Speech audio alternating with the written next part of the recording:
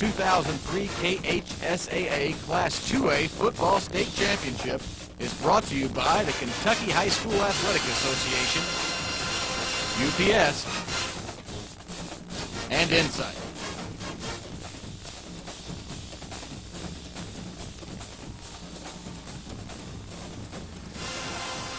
And hello once again, everybody. Mike Hartnett here at Papa John's Cardinal Stadium. We're getting set to bring you the Class 2A Kentucky High School Football Championship, matching Belfry against Elizabethtown. Now, Belfry's been to the championship game 3 times before, but the Pirates are still searching for that elusive first championship. Now, E-Town, the Panthers, they own a title, but it came 34 years ago. So you know that both these teams, the Pirates and the Panthers, very hungry to seek the glory and to win that state championship trophy. Let's bring our analyst for this championship game. The coach, Earl Browning, is back with us. And Earl, when you think about E-Town, the Panthers, what a great success story it's been. Maybe the best story in Kentucky high school football this season with what head coach Brett Burnett has done. Well, they're the big surprise team that's in the state finals, and they've got a great offense, and we're going to see them put the ball in the air today. They love to throw the ball. It's going to be fun watching the Panthers. As for Belfry, Philip Haywood, he's been here before, a 20-year veteran with Belfry, and he's got a stable of running backs, a pair of 1,000-yard rushers. What about Belfry's attack today? Well, we'll see just a contrasting attack this time. They'll run the wishbone and try to control that football to keep E-Town and their offense off the field.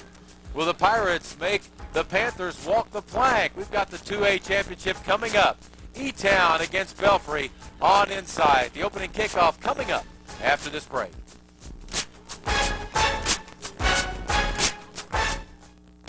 Wildcat and Cardinal fans, looking for a store that offers the best of both worlds? Then come to J.D. Becker, the UK and U of L Superstore. At J.D. Becker, you'll find the largest selection of both UK and U of L products anywhere. And J.D. Becker has exclusive designs you won't find anywhere else. You can even shop our store online 24 hours a day at jdbeckerstores.com. So if you're a Cardinal fan or a Wildcat fan, come into one of J.D. Becker's UK and U of L Superstores, conveniently located inside Oxmoor Center and on the Outer Loop in the Outer Loop Plaza. Want to go to college but can't afford to pay for it? Let UPS deliver your education. With the help of Metropolitan College, he's going to be an engineer. She's going to be a nurse. He's going to be a mechanic. And UPS is helping them pay for the education they'll need. Think that's a pretty good deal? Then check us out and surf on by. UPS and Metropolitan College, an opportunity you can't afford to miss. UPS is an equal opportunity employer. Hi, Gene and Lacey here with highlights from the game of life. It looks like Michelle and the kids are having some trouble. Excuse me, don't you have the Cyclones game on? Cyclones? Yeah, right, lady. Hey! Michelle's called a blitz. There's the first down. Oh, his ancestors felt that one. Oh, who's your daddy? I mean, your mama. Before Brady's, making sports bars safe for women and children since 1985. Hi everybody, Bob Sokola here, diehard fan of Inside Broadband. Hey, it's that time of year again when you might be online checking the latest NFL rankings or shopping for holiday gifts for someone special. Well, who wants to be online doing all that really slow, right? No one. With Inside Broadband, you get downloads of up to 11 times faster than DSL's slower service and up to 50 times faster than a 56K modem. Call 357-4400 today and ask for Inside Broadband or the new Broadband Plus. Either way, you win.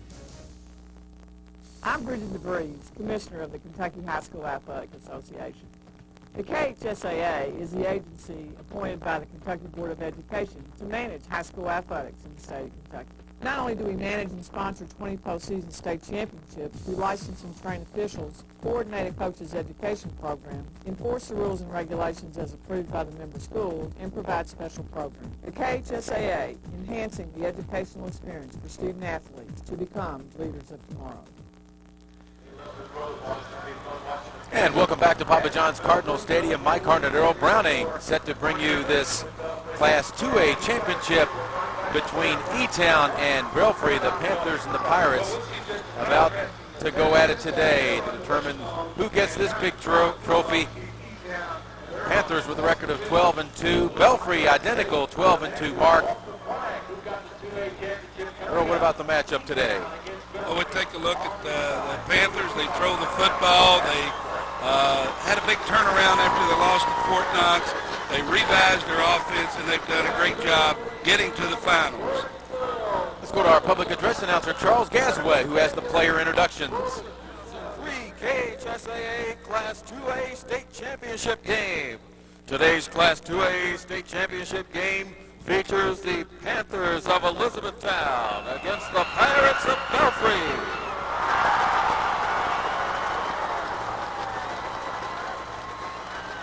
Let's meet the starters. First, the visiting team on the scoreboard with a record of 12-2, the Elizabethtown Panthers.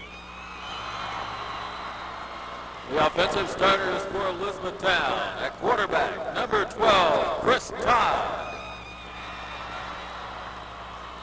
At running back, number 20, Jonathan Rusher. At running back, number 15, DeAndre Purcell. At wide receiver, number 84, Jerry Turner. At wide receiver, number 86, A.J. French. At tight end, number 9, Zip Duncan. At left tackle, number 52, Brandon Dedrick. At left guard, number 71, Craig Hulsey. At center, number 50, Zach Travis. At right guard, number 54, Drew Murphy. And at right tackle, number 70, Matt Swift. Please welcome Coach Brett Burnett and the remainder of the Elizabethtown Panthers.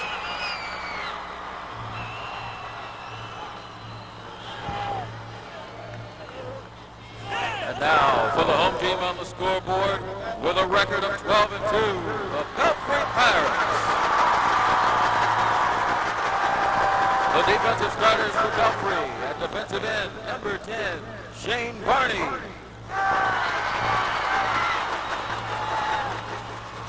At defensive tackle, number 51, Josh Cullum. At nose guard, number 71, Philip Varney. At defensive tackle, number 37, Michael Hackney. At defensive end, number 20, Clifton Hatfield. At linebacker, number 2, Gary Childers. At linebacker, number 3, Doug Howard. At cornerback, number 5, David Jones. At strong safety, number 14, Tyler Boston. At free safety, number 80, Ryan Chapman. And at quarterback, number 43, Kirk Kendrick.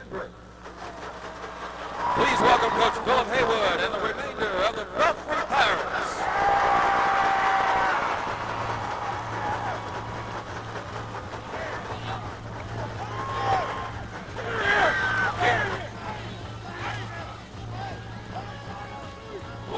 E-Town and Belfry just about set to go. The keys to this matchup, Earl Browning has the insights for us. Take a look at Elizabethtown first. Their offense must take control of the football and take care of it. They cannot have any turnovers. The defense must stop the run and force Belfry to throw the football. For the Pirates, their offense must control the line of scrimmage. They cannot let E-Town get to them. The defense must apply pressure on the quarterback and force the quarterback to throw the football early. The Belfry Pirates have been to 3 finals, 79, 85, 86, still looking for that first trophy. E-Town won their championship in 69. Here are the officials. George Busby is the referee. Stephen Jest is the umpire. The linesman is Darrell Crosswade. The line judge is Jim Powell. And the back judge is Shannon McClure. Belfry wearing the red jerseys, the white numerals, and E-Town, the white tops with the numbers in blue trimmed in gold. Panthers and the Pirates set to do battle here in the 2A championship matchup.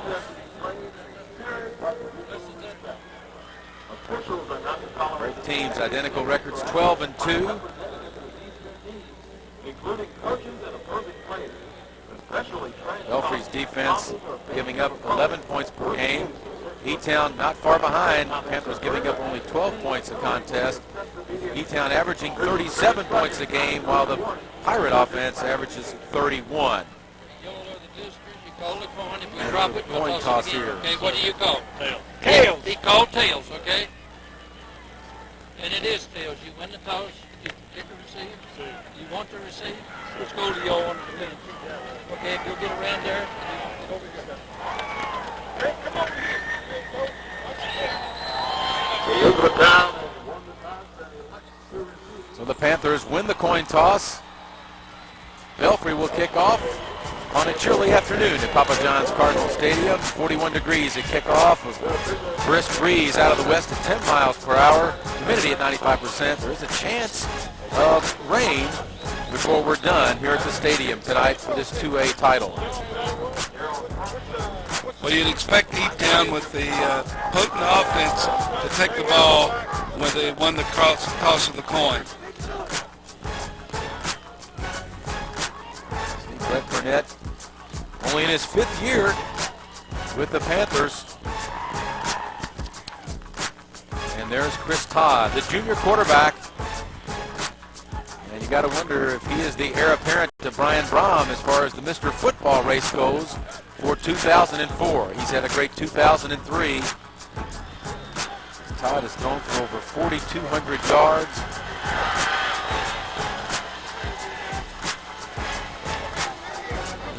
Key in the success of the Panthers today.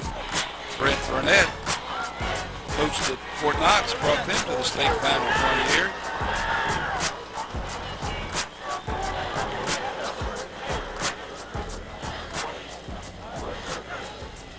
Bill Haywood, also the athletic director and the head football coach.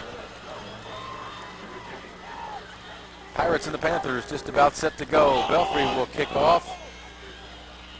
David Jones, a 5'10 junior, putting the ball on the tee. Back deep for Elizabethtown. Number 20, Jonathan Rusher. Number 84, Jerry Turner. And we're underway at Papa John's. Turner fields the ball on the far near sideline across the 25 out to the 30. Big return for Jerry Turner. And good field position to start this game, but a flag is down. Marker down back near the 22-yard line. We have holding on the return, 10-yard penalty from the flag. And that wipes out the great effort on the return by Jerry Turner. Take a look at it on the replay. Now there's the hold, I think they called it.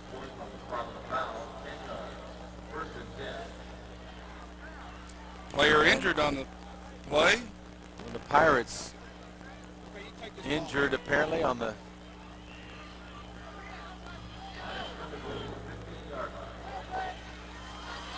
number 5, David Jones, one of their star players, shaken up.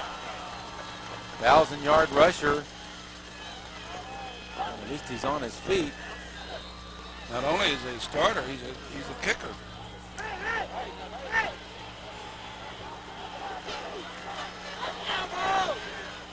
So the kicker injured, and that's a lot of action on the first play.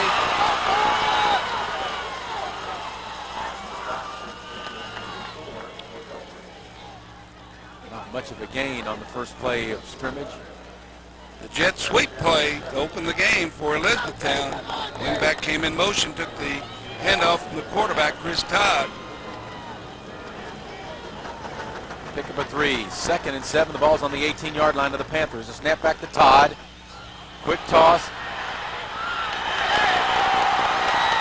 It's complete.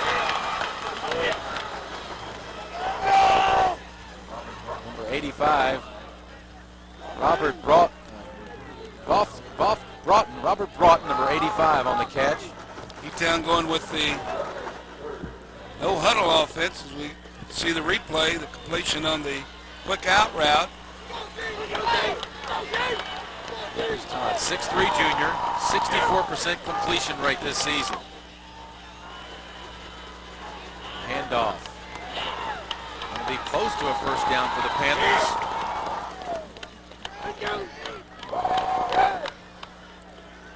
Straight handoff into the line. I think they got the first down. The official's got his foot marked over that line for the first down. Jonathan Rusher on the carry. Imagine a running back named Rusher. Pretty good. Perfect name for Jonathan, who ran for over 1,000 yards coming into this championship game. First down, E-Town at their 25. The snap back to Todd. Quick pass to Jerry Turner. Slips one tackle across the 27 out to the 30-yard line. Bubble screen route. Two blockers in front of the receiver. Jerry Turner. Todd in the shotgun. Quick out. Two blockers in front. Turner did a good job holding on to the football. Pick up a 5. 2nd and 5 now from the 30 for the Panthers. And it's Jerry Turner on the reverse. He's taken down. David Jones snuffed it out. A big loss. Good play for the Pirates. That time E-Town elected to fake the jet sweep. Ran the reverse the other way. Jones showing no ill effects from when he was shaken up on the opening kickoff. Big tackle here for Belfry. Leads us to 3rd and 15 now for E-Town.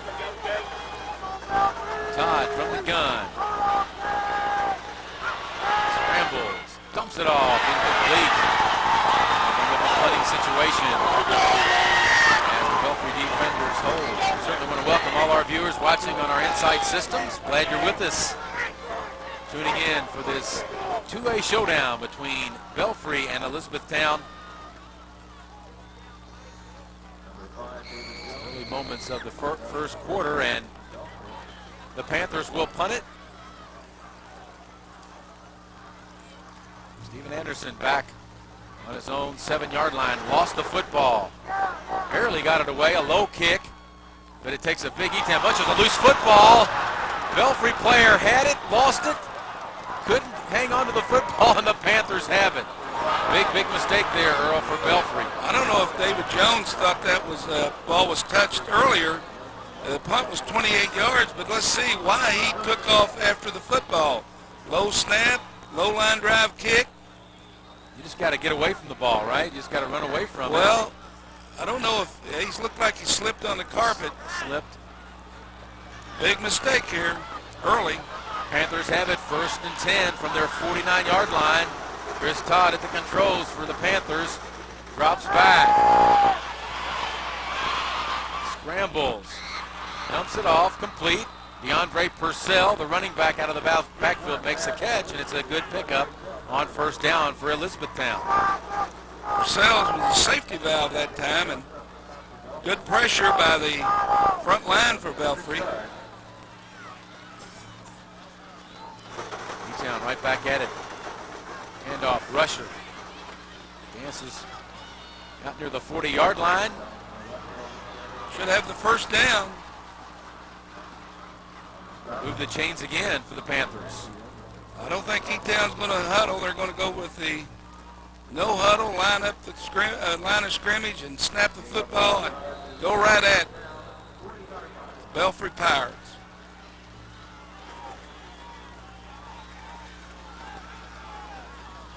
Chris Todd, the quarterback, number 12, thrown for over 4,000 yards. He has the 4th highest total in state history. He has a golden arm. And he's got the weapons to help him out. He's going to look deep this time. He directs one man. That's Rusher. Or that's French. A.J. French on the catch. Another first down for the Panthers of Elizabethtown. Belfry gave Todd way too much time to throw the football that time. He was able to sit in the pocket, wait for his receiver to come open. Look at that offensive line block. Open man. And the handoff is to Rusher, who battles his way down to the 20-yard line. That makes it tough getting a replay The team huddles up and goes as fast as They got the hurry E-Town up. goes. Yeah, The hurry up offense for E-Town. You see Jonathan Rusher rushed for over 1,100 yards and 16 touchdowns heading into the 2A final. Illegal participation on the red. That's a 15-yard penalty. First down. Wow.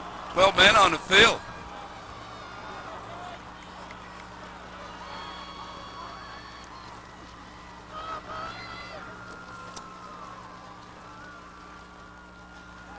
They step off the penalty. E-Town really in business now. They're on the 11-yard line of the Belfry Pirates.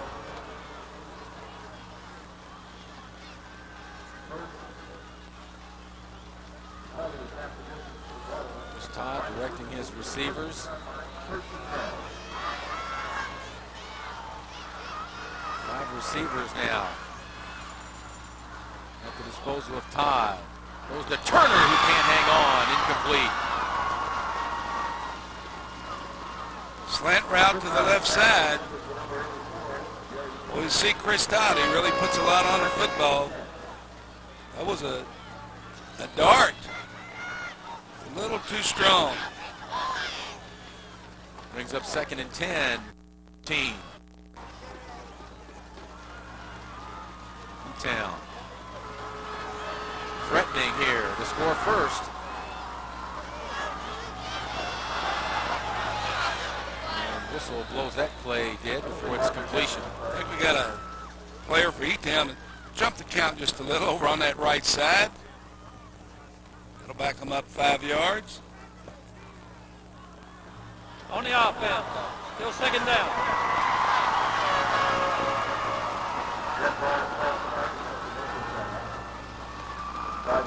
Receiver in a little hurry there to get off the line of scrimmage.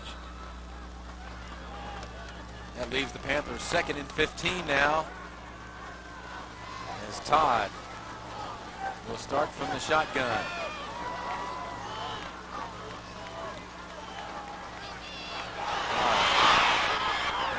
Pretty much dump and throw it away. No flag. No grounding. Good pressure that time by Belfry. Take a look at the replay. Little stunt up front. Lineman just didn't hold long enough. Todd had to throw the ball away. Now 3rd and 15 for Elizabethtown. Ball resting at the 18-yard line.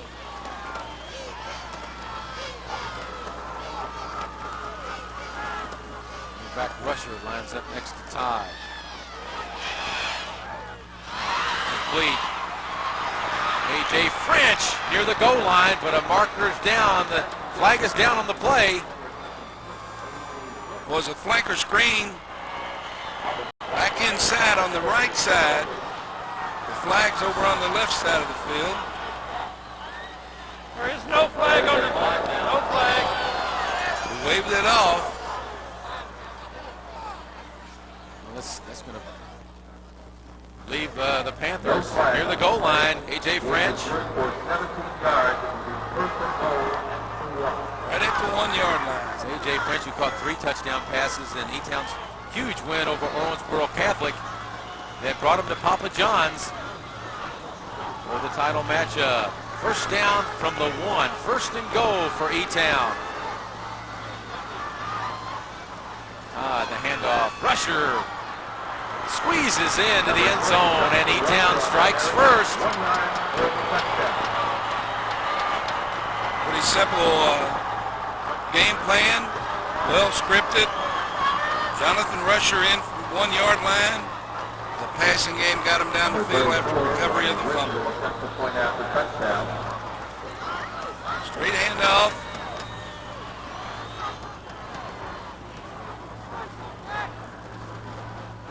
Robbie Witt, number 34, the junior, will attempt a point after for the Panthers. It's up. It's good. 7-0 E-Town gets the jump on the Pirates.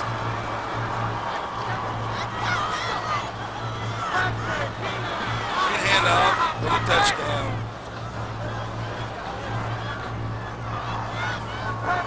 Wanted E-Town offense. waste a whole lot of time to get on the board. One of the keys was that Belfry must get pressure on Chris Todd, the quarterback from E-Town. Didn't do a very good job in that series. One way to slow that rush down, though, is running that screen pass. Brad Todd is the offensive coordinator. Of course, he's the father of Chris Todd, the quarterback. Brent Burnett told me he got most of the offense that he used from Tony Franklin, pretty much what they ran when he was assistant coach at the University of Kentucky. Very familiar offense. Steve Anderson to kick off for Elizabethtown. Howard, Jones, and Bostic back deep for the Pirates. Fielded by Tyler Bostic. Bursts his field across the 40-yard line out to about the 42. Excellent field position for the Belfry Pirates here for this drive with 7:16 to go in the opening period. Short kick by Elizabethtown. Bostic takes the ball about the 30-yard line and gets it back up the 44-yard line.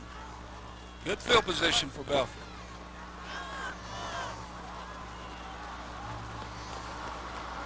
After the Panthers score, let's see what the Pirates can do on this possession. Howard keeps it across midfield, across the 45 to the 44. He's in Panther territory. 5'9" senior, Paul Howard. Belfry ran out of a double wing set that time with the one fullback. Quarterback option down the line, the keeper all the way. Paul Howard, good yardage for the first down. 1st and 10, Pirates.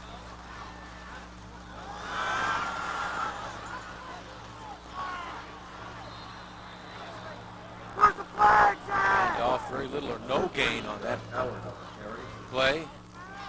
Doug Howard gets the carry. That time Belfry ran from the tight wishbone. Both backs set the halfbacks very close to that fullback.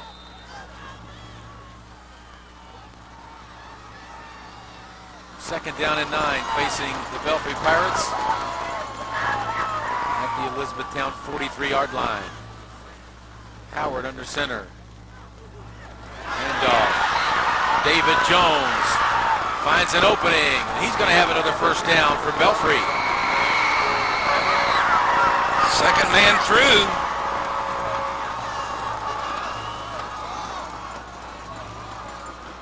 Jones brought 1,300 plus yards rushing heading into this championship game.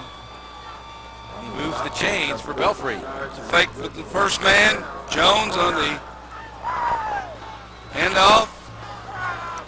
Gang tackle by Elizabethtown. 5:50 to go in the first quarter.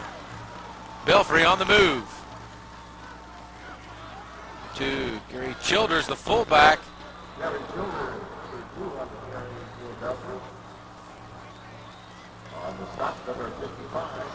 Outside veer.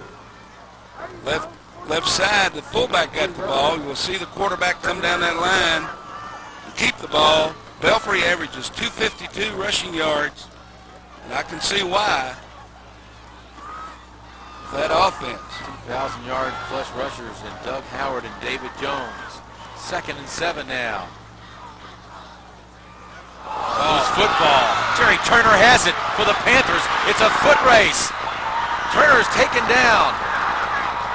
Clifton Hatfield may have saved the touchdown. And the Panthers, another big turnover goes in favor of E-Town after the Pirates are moving that football. Well, the belly option, the back got through the line, just a little careless with the football. We'll take a break. 5:01 to go in the first. E-Town with the football, leading Belfry 7-0.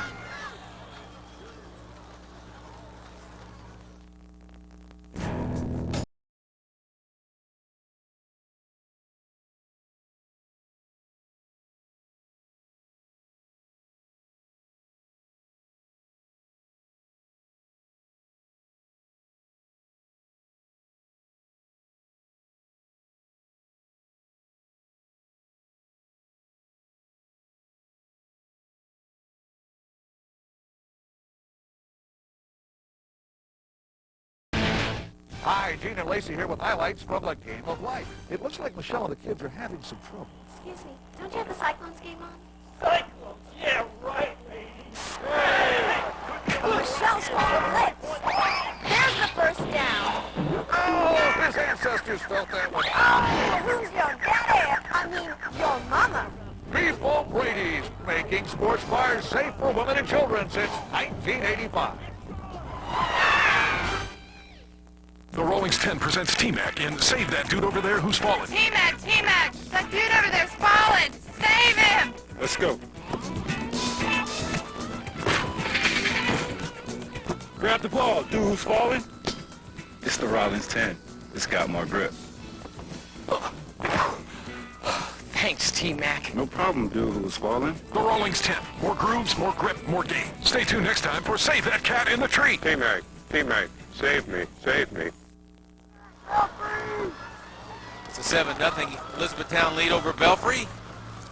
Here with 5:01 to play in the first quarter after another Belfry turnover. Panthers have the football near midfield.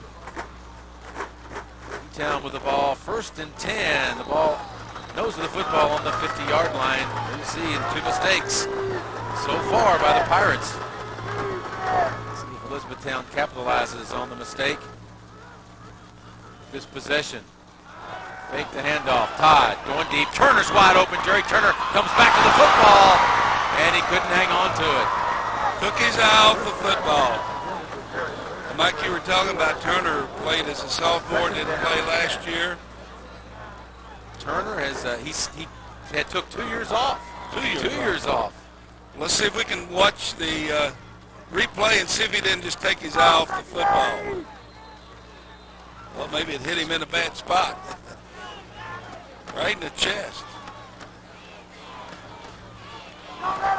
Yep, let the ball get too close to his body. 2nd and 10 from the 50. Jonathan Rusher tries to find room. Gets to the outside. Across the 44 down to the 46 down to the near the 45-yard line. About a 5-yard pickup by Jonathan Rusher.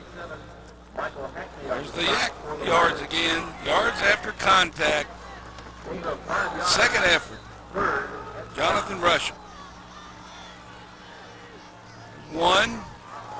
About 6 yards after the initial contact. 3rd down and 5 for E-Town. Chris Todd changing his play. 6 seconds on the play clock. Todd looks to his left, has Turner.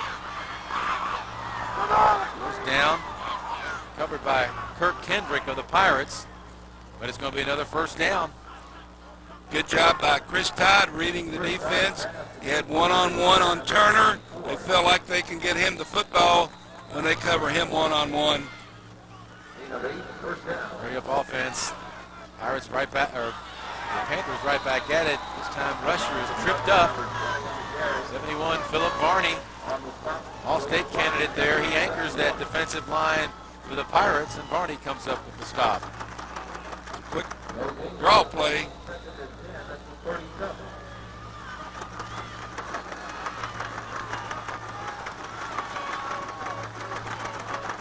Snap to Todd, fakes the handoff. Todd looks downfield. Complete. As A.J. French picks up a couple more. David Jones on the stop for Belfry. A little out route. Todd had to scramble outside to evade the rush. Short yardage on the play. Todd protected well by his offensive line right there. This is 7-11, 56 yards passing. He's facing 3rd down. They need 7. Some heat this time. Belfry, he's got to unload it. And that's going to be intentional grounding. Todd was waiting for his tight end on the left side to come across to the right. Belfry did a good job holding him up. Intentional grounding. 5-yard penalty. Loss of down. That hurts.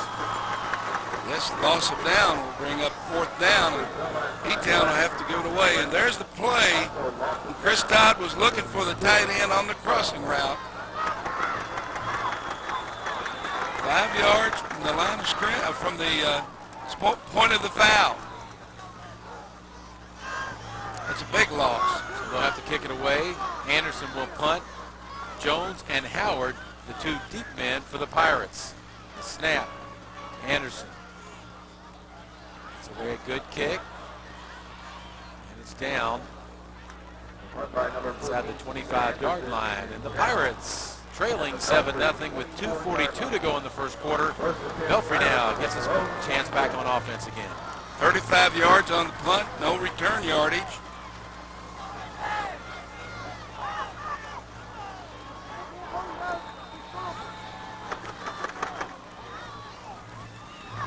Belfry doesn't throw the football much, but they may have to today if they get behind anymore. Veteran lineup for the Pirates on offense. They have 8 seniors in the starting lineup for an offense that's averaging 31 points a game. Paul Howard under center. Handoff goes to number 5, David Jones. Belfry out of the unbalanced line that time. On the belly play, David Jones, the ball carrier. Sullivan and Spears making the tackle for E-Town. They're facing 2nd down and 6 on their own 28.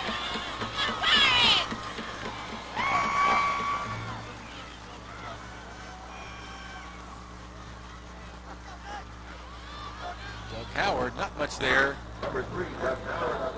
Counter play to the left side. Now 2 minutes to play in the first quarter of the 2A finale. We'll see the Belfry Pirates still searching for the glory. 0-3 in championship games. Boy, what a rich football tradition they have. Always seem to be in the thick of things come November and playoff time. 3rd and 3. The pitch and the whistle. That'll stop the play. Somebody moved on the line. Officials talking it over. Dead ball, encroachment on the defense, 5-yard penalty, first down. That's down lined up offside. That's the easy way to the first down for the Pirates. Whoops. Number 5. 15 herself in the linebacking position, and it's a 1st and 10 now for Belfry, all on their 36-yard line.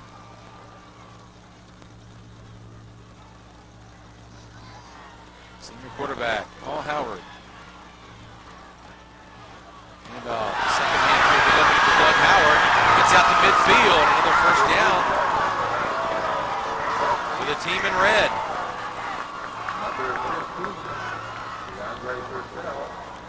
Howard, 5'9" junior, ran for over 1,400 yards, scored 22 touchdowns prior to this championship. Fake to the first man, give to the second man on the belly. Good running room.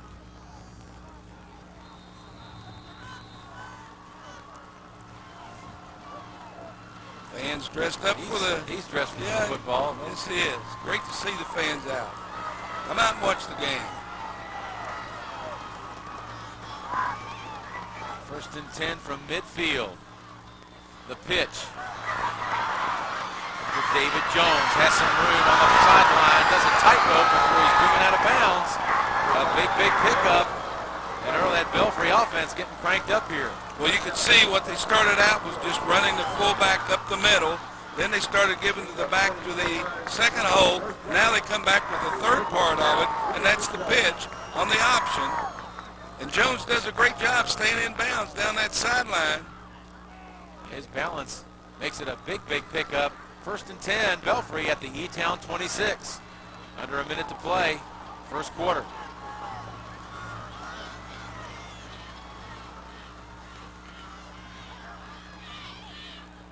First back through. It's 14 on the carry, Tyler Bostic. Tyler Bostic, number 14 on the carry. Give him 2 yards on the carry. 2nd down and 8 now for the Pirates. As we're closing out on this first quarter.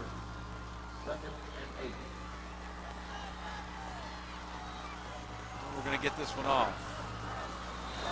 That will do it for the opening quarter.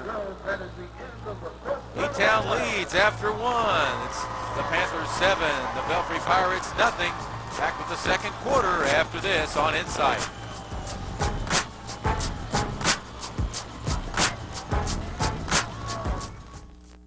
Have you heard about Plato's Closet? They're a trendy store just for teens. They buy and sell gently used clothes and accessories. Yeah, cool stuff like jeans, tops, shoes, and everything you need. They have clothes for guys, too.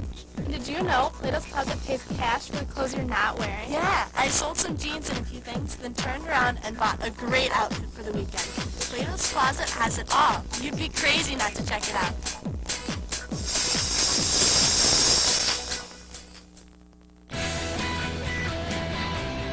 Want to go to college but can't afford to pay for it? Let UPS deliver your education. With the help of Metropolitan College, he's going to be an engineer. She's going to be a nurse. He's going to be a mechanic. And UPS is helping them pay for the education they'll need. Think that's a pretty good deal? Then check us out and surf on by. UPS and Metropolitan College, an opportunity you can't afford to miss. UPS is an equal opportunity employer.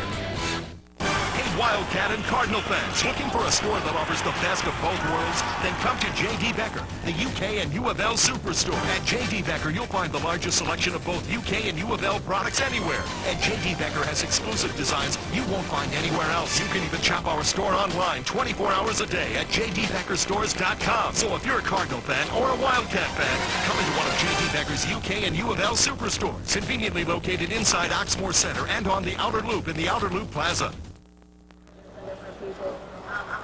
And we're set for the second quarter in this Class 2A championship game between E-Town and Belfry. Panthers leading 7-0. And we begin the second quarter, though, with the Pirates of Belfry on the move and with the football. Pirates offense came alive late in that first quarter. They're really marching against the Elizabethtown defenders.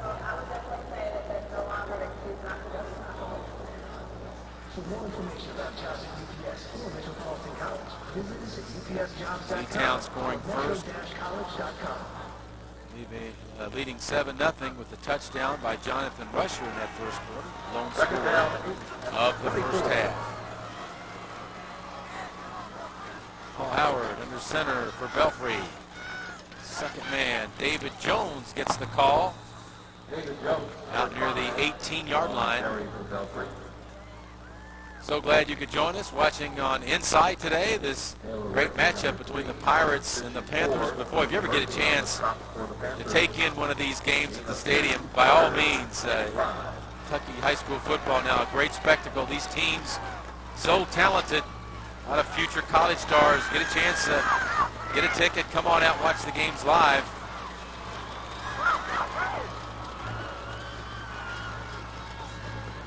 On 3rd down and 21, the pitch back to Doug Howard. He has some room. Howard with an alley. Can he get in? He dives. Yes, touchdown. Pirates on the board. Great execution of the triple option. Belfry has yet to throw a pass. But that play worked as well as a pass. We take a look at it on the replay. Fake to the fullback, quarterback down the line, made the defense commit, and a great block by that wide receiver who blocked down inside. Doug Howard got into the end zone. Ronnie Edwards will try to point after to tie the game. The kick, no. What happened? Where'd the ball go? Might have been deflected. Way short, way right, and the Panthers of E-Town cling to a 1-point lead. Here's the touchdown. Just enough to get into the end zone. Nice dive by Doug. Doug Howard gets in his 23rd touchdown run of the season. 5'9" junior. Offense hitting stride here late in the, again, really late in the first quarter and early in the second quarter. And Belfry on the board, missing the extra point. So don't know if the snap was low or what, but it looked like the kicker got under the ball and it didn't get up, or, as you said, Mike, one of those E-Town Panthers got a hand on it. Bill Haywood, longtime coach at Belfry.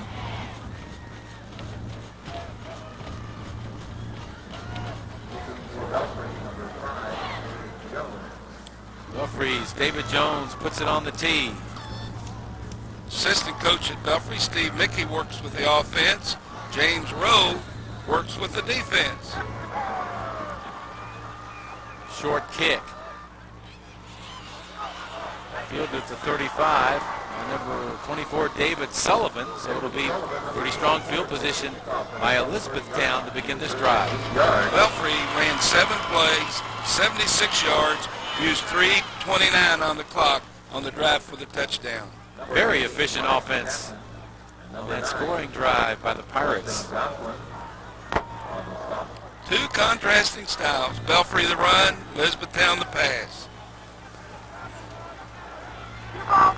Freetown quarterback Chris Todd lines up in the gun. Slew of receivers to both sides of the field. Todd in trouble. He's got to unload it downfield, and he threw it away. Todd out of the empty set. He was the only back in the backfield. Out of the shotgun. 3 receivers to the left, 2 to the right.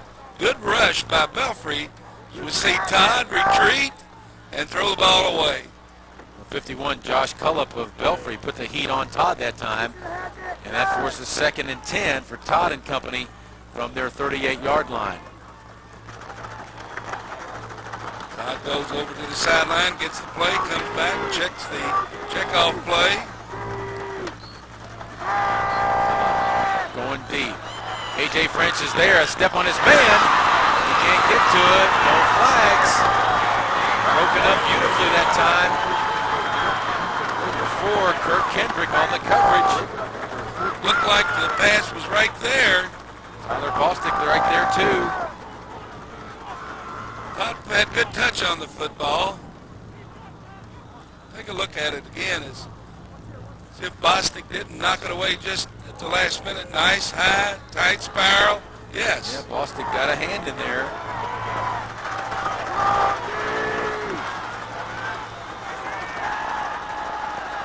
Third and 10. It looks like a timeout, yes, taken by Elizabethtown.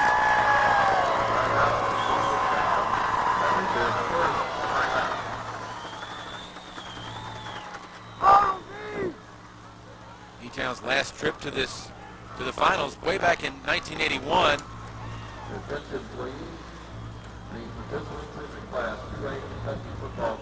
Panthers bringing a 10-game winning streak into the matchup today against Belfry. Facing 3rd and long. 3rd and 10 now. Make sure they get things over and get things set for this big 3rd down attempt. E-Town played Fort Knox, I think it was the 3rd game, and believe it or not, Fort Knox beat them 7-0. And Brett Burnett came back and talked to his staff, and they revised their offense and went back to basics, and they've been very good ever since. E-Town thus far very good on 3rd down conversions. Let's see what Todd does from the shotgun. Chris Todd. He's going to go deep. Turner is open across the middle, and he's got it. Jerry Turner with a big pickup for the Panthers.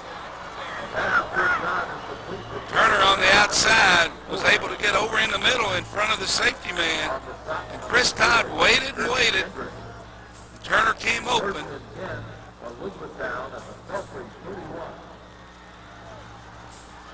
Panthers right back at it.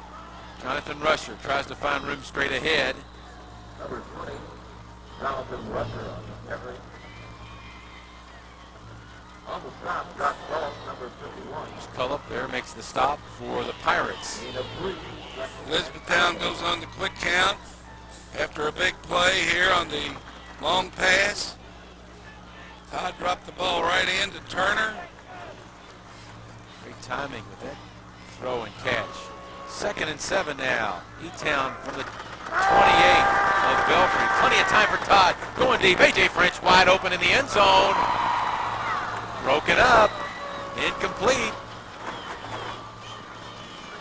Good coverage that time by Belfry.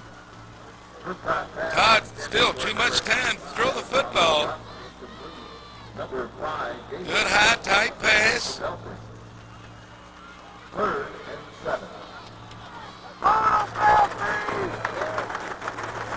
Wasn't as wide open as I thought at first look.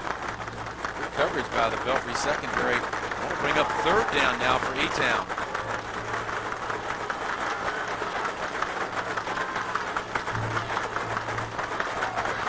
Todd under center. It's the handoff. Belfry bringing the heat. Has to get rid of it. As Robert Broughton was hoping for some interference call, but no call. That'll bring up fourth down. Again, good pressure by Belfry. Forced Todd to throw the football before he was ready. And that was a good play by the defense. No calls. We see the Todd flushed out of the pocket, throwing the ball on the run over the receiver's head. Timeout. E-Town.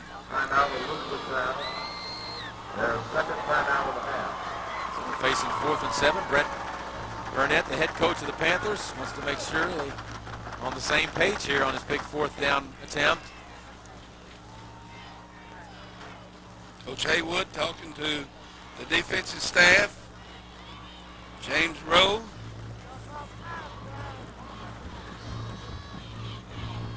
E-Town with the 1-point lead, 7-6, 9:55 to go till halftime. Good crowd here. Excellent crowd on a chilly December afternoon. That's Big that's turnout. football, Mike. It's supposed to be It's chilly. perfect. It's perfect. I'll tell There you go. That's it. What you expect in the playoff. Get ready for it. That's what makes football such a great game. Well, you know, you got these schools with the rich traditions in athletics like E-Town and Belfry. You knew they were going to bring a lot of fans. Well, football means a lot to their community. Indeed, and they're both hungry for a title. And like you say, what a better way to spend an afternoon to see these high school kids perform.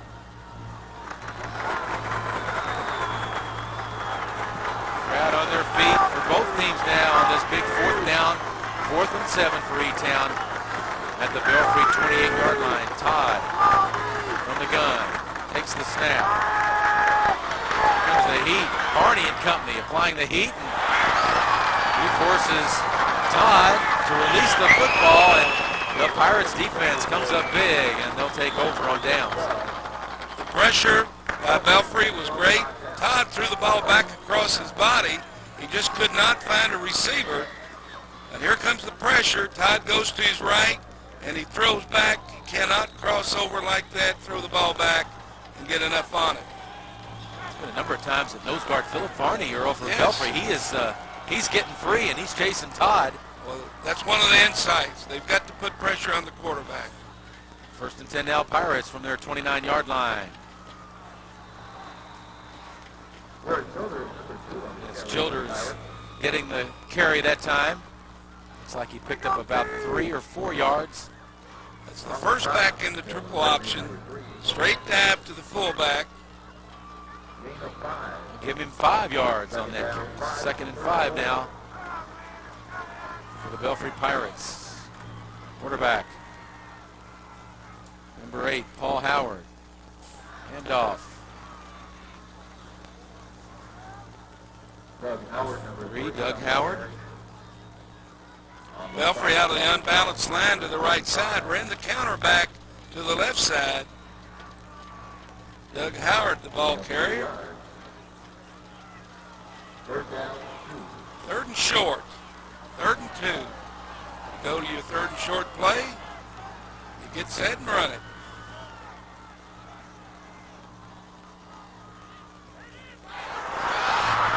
This is Jones. He's got some open field. Across the 35 down to the 30. He lost the football. E-Town got it. What are they going to call? That's E-Town's ball.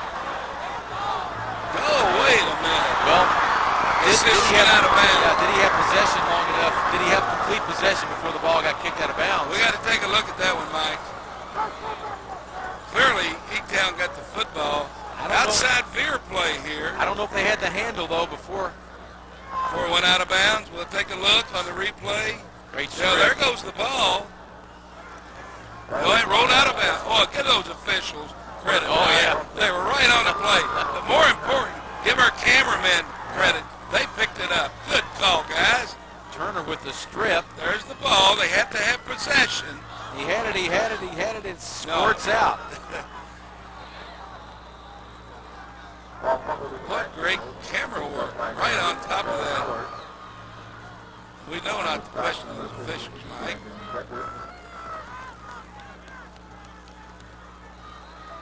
The defense must have control of the football.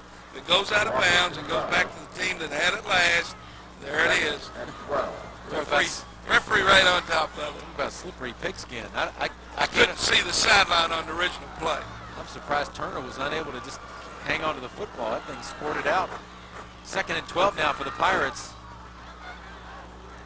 Number 3, Doug Howard, got tripped up near the line of scrimmage, but falls forward for a pickup of a couple more yards. Drew Murphy penetrated the gap, tripped up the back. David Jones, 5 rushes, 79 yards. The outside veer was the play that was the big play.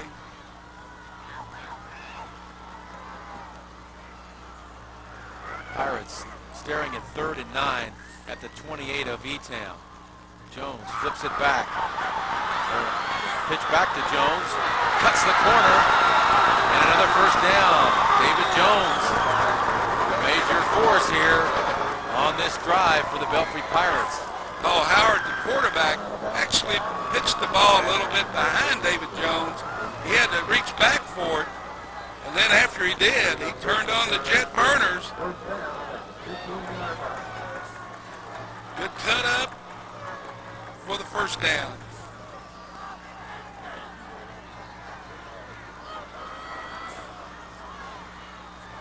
He's up 1st and 10. Belfry. And a flag goes down on that carry. I'm not sure if they were set for 1 second. Go against the Pirates. 7:07 to play till halftime here at Papa John's Cardinal Stadium. Officials giving Eatown the option.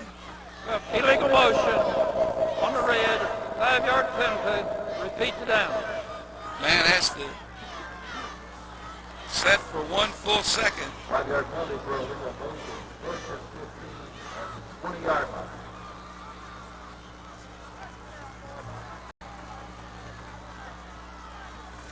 Pirates facing 1st and 15. The ball resting on the 20-yard line of Eatown. Oh, Howard under center. And the keeper. Not much there. Number 5, Corey Spears. He's on the stop along with teammate Drew Murphy for the Panthers. Belfry is yet to throw a pass in the game. We would assume when they do throw one, the guy's going to be open.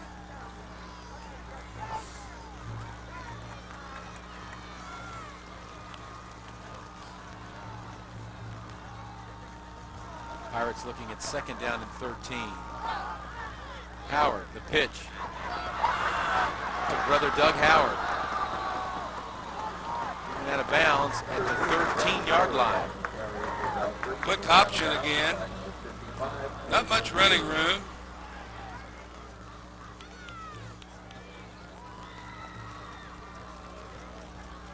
Fake to the first man. Again, the quarterback comes off the line of scrimmage, allows the defense time to adjust. He needs to come down that line more and make that end commit.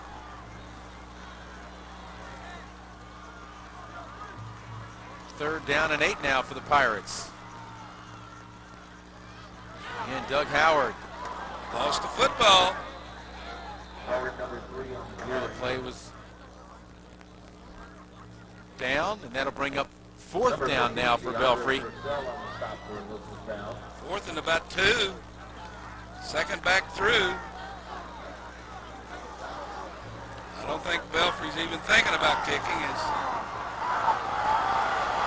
Coach Phil Haywood said, let's go for it. Well, Belfry friends excited about the opportunity here on fourth down. They need 2 from the 7-yard line. And Doug Jones has the first down. Belly option, the second man.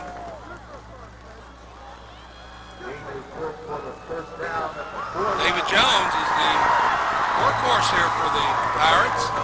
Fake to the fullback, give to the second man for the first down. 3-yard pickup. Ball spotted now on the 4-yard line. Belfry Pirates threatening to take the lead here with 5:15 to play in the first half.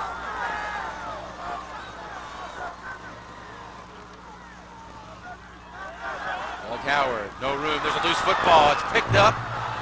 Lost the handle, and it's going to be Belfry's ball there. Belfry's ball. They're taking a big loss on the play, but at least they retain possession.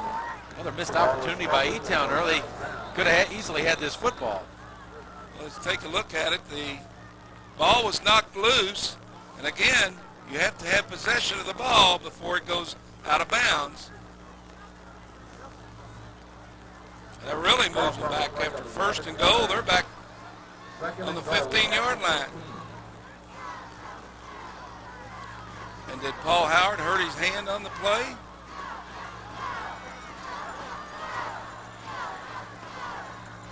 He's back in there. Take a look at it again. Big hit forces the fumble. E-Town just could not come up with it. That's 2 key plays. 2nd and 15. Ball at the 15-yard line. Howard, the pitch back. 5. David Jones gets inside the 10-yard line down to about the 8. Great blocks on the outside for Belfry. Allowed David Jones to get to the seam.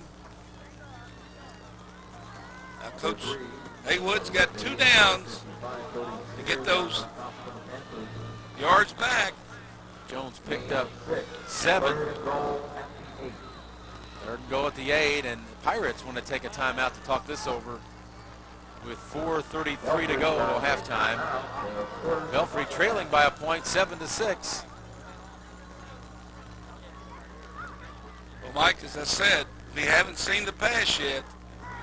And when Belfry does pass, I'm sure that E-Town's aware of the same thing, that they're going to be ready for it. But it's amazing they've got this much yardage off the running game. Look at some of the E-Town faithful.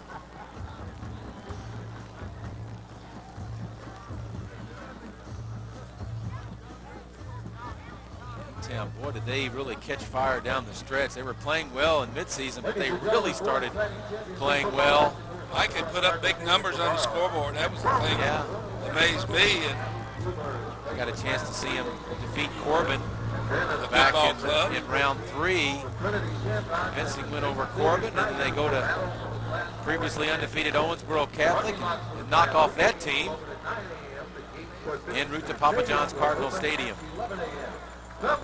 Panthers with a slim 1-point lead, trying to hang on. Belfry on 3rd down today, 3 of 4. Let's see what the Pirates do here at the 8-yard line of E-Town. Jones was in motion. And it's the pitch to Jones. Inside the 10 to the 5. Did he get in? Oh. He's at. Oh, touchdown. David Jones. Wow. Took the referee a long time. We can't see that corner that well, but he got it in on the option play. And the big first half for David Jones continues, capped off by this touchdown, and the Pirates take the lead. Here's the pitch. Let's see that corner play. Oh, he hit the pylon. Again, take a look at the end of the play. David Jones just skips right over the top of the pylon.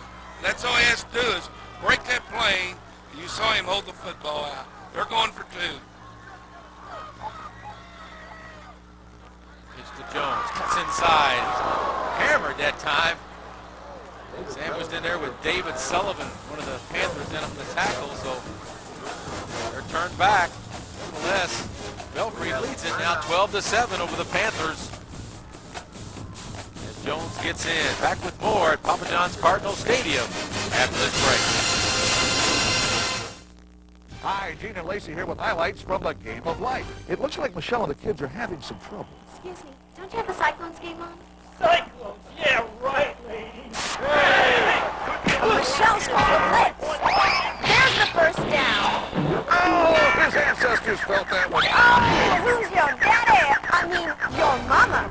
Beef Brady's, making sports bars safe for women and children since 1985.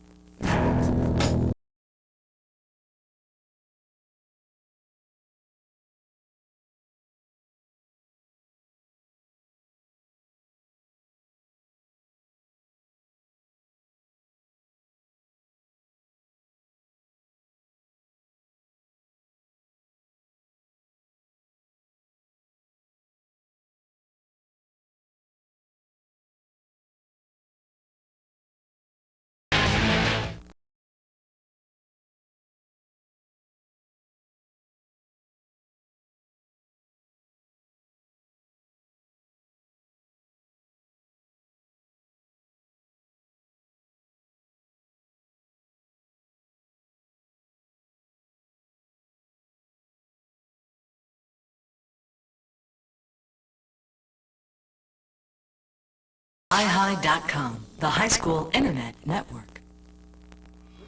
Well, E-Town scored first in the first quarter to lead 7-0, but Belfry's potent running attack of Howard and Jones. Touchdowns for Howard and Jones, and now Belfry now leads 12-7. Although they've missed the conversions on both touchdowns, the Pirates with a 5-point lead with 4:25 to play till halftime. 13 plays, 71 yards, controlled the clock 5 minutes and 23 seconds on the drive. We knew that running attack, the potent backfield, Doug Howard, David Jones could be a force, and it's been the running game that's delivered the Belfry Pirates the lead. The kick goes to Jonathan Rusher across the 25, cuts to the outside, chased down, but a big return by Jonathan Rusher. Rusher with a good field position for Elizabethtown. Well, the kicking game may be the worst part of Belfry's game right now. They cannot make the extra points, and the kickoff was short. First and 10, Panthers at their 35. And got some official timeout, but now it looks like they're ready for the reset.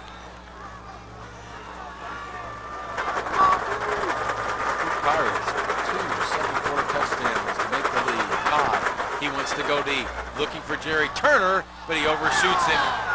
Incomplete. Belfry fans wanting interference on the offense on the play. Number 80, Ryan Chapman, free safety, in on the coverage. Pass intended for number 84, Jerry Turner. Turner's the go-to man for E-Town. And we take a look at the replay down that left sideline. Todd puts it up in the air. Too long, but, and maybe they're right. Looked like Todd may have used his hands to push off, but the ball was way over his head.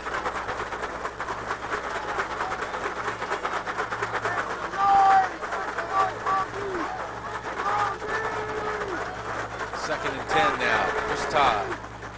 Going to keep it. Look for a block. Across the 40. Out to about the 41.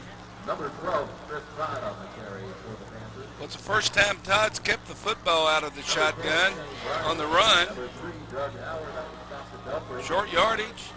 Well, they gave him Gain of 6 yards. 6 yards on the play. And 4.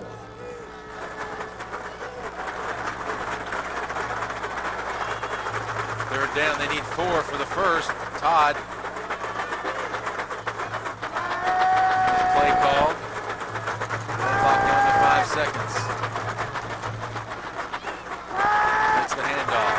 Todd downfield. It's covered up that time. He was looking for his tight end. Zip Duncan, but great coverage by the Pirates secondary once again. Looked like Turner was open down field deep. Todd had looked to the left on the fake. Looked like he was going to the left side all the way. If he intended that for Turner, he didn't get enough on it. Steven Anderson back to punt for E-Town. Good high kick by Anderson, taken by David Jones, heads to the near sideline. Gets driven out of bounds at the 35-yard line. Well, Belfry stopped the run, so 34 yards on the punt, 10 on the return. Well, here late in the half, Earl, we've seen Belfry's defense. They had good pressure in that previous series by the front guys, and then the secondary really picks up, puts the pressure on the receivers for E-Town. So the Pirate defense really full head of steam here late in the first half. They've really stepped up with the rush, and I think that's been the difference. E-Town has not had time to throw the football. Number 5, David Jones, already over the 100-yard mark, and still over 3 minutes to go in this first half of play. 1st and 10, Belfry at their 35.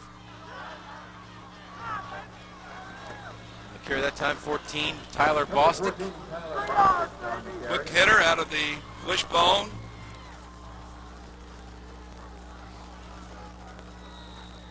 Again, Belfry's eating the clock up just like we had with Danville in our first game.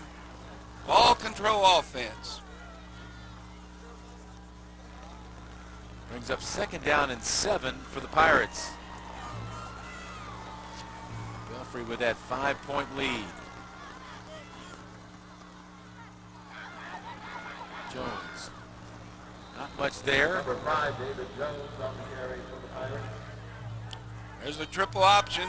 First back through and give to the second back. Now the third part of that would be the option, the pitch, or the quarterback keep. 3 yards.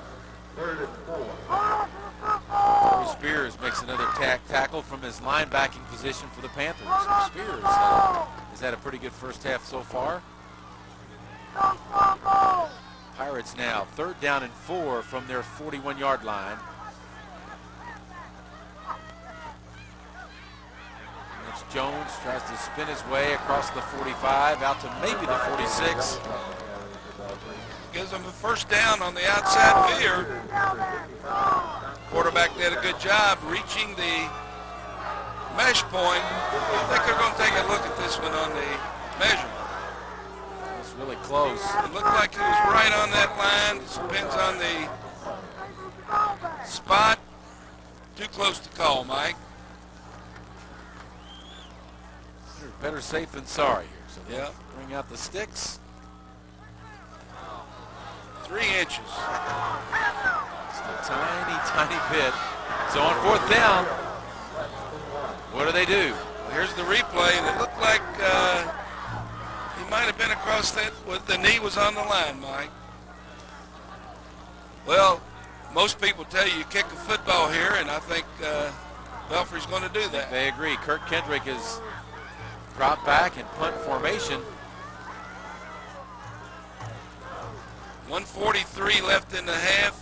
You don't want to give E-Town good field position here. Back deep for E-Town. Lone deep man is Jerry Turner.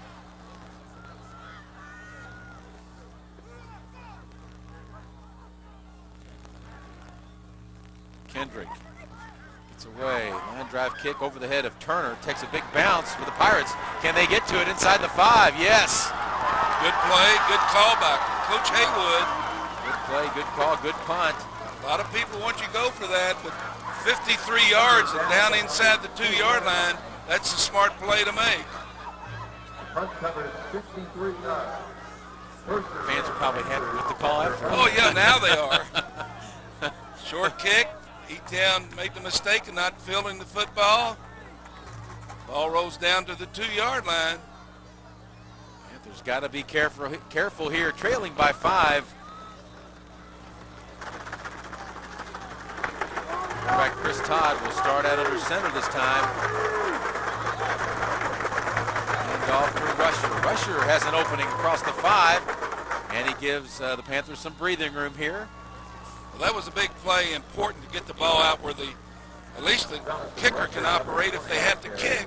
Down inside a minute, see if they elect to run the clock out here. Number 71, Philip Barney. Gain of 6 yards on the play. Second down 4 at the 8. Single receiver to each side for Todd, who hands off to Rusher. Rusher is hit hard. He is popped. Calling a fumble. Yes, it's a fumble, but yes, it is. 45 seconds. Pirates get the turnover. So we pick it up on the replay. Who made the hit?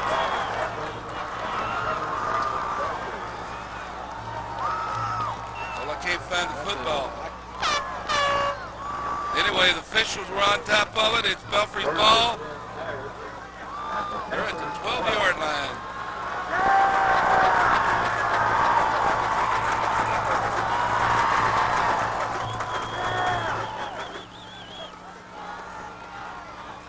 Belfry out to increase their 5-point lead. This time Paul Howard works from the gun. And that looked like a sure catch for David Jones, but Earl, I think he took his eye off the ball at the last split second. Tried to run before he caught the ball, Mike. That's their first pass of the game. Belfry's got one timeout left. Are they going to take it? No. Play stopped the clock with 40 seconds to go. The 2nd and 10 for the Pirates at the Elizabethtown 12-yard line.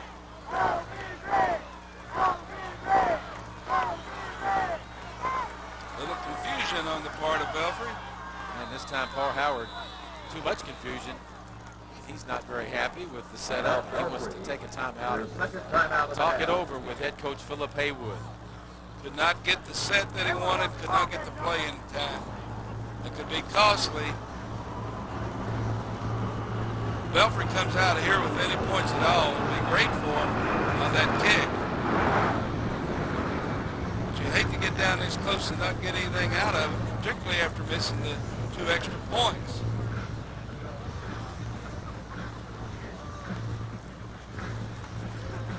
Well, the Panthers struck first. They led 7-0. Jonathan Rusher touchdown. That's where we stood at the end of one quarter. Second quarter, running game for Belfry really picked up. Doug Howard scored a touchdown, and then his running mate in the backfield, David Jones, with a touchdown. Unfortunately for the Pirates, they missed the extra point on the first TD, and they missed the 2-point conversion. Gave them the 5-point advantage where we stand now here with 40 seconds to go in the second quarter. Like we said, one of the insights for Elizabethtown was holding on to that football, and boy, could be a big mistake here late in the second quarter. Howard wants to throw. Goes, ball is tipped. Incomplete pass. Big play that time by 85 Robert Broughton. Tipped the pass. Good pressure. Again, Howard just cannot find anyone to throw to. Tried to dump the ball off to Doug Howard. It's hard to throw over Broughton. He's 6'5". Yes. Howard's 5'9", and Broughton's 6'5", so advantage to the Heatown defense that time. 3rd and 10.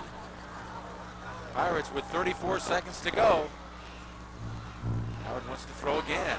Some pressure. And he lost the football. I don't know what happened there. It looked like he might have tripped or turned his ankle or something. He just he took a misstep. Yeah, he stepped on the 20-yard line, and I thought he was going down, and the ball came out as he went down. Let's see what happened here. They may be ruling that he was down. There's a flag over there on the far side. An illegal procedure on the red. Penalty is declined. 1st and 10. Yeah. Heatown got the ball. I wasn't sure if he was down, though. The ball came out before he went down. Big break for Heatown.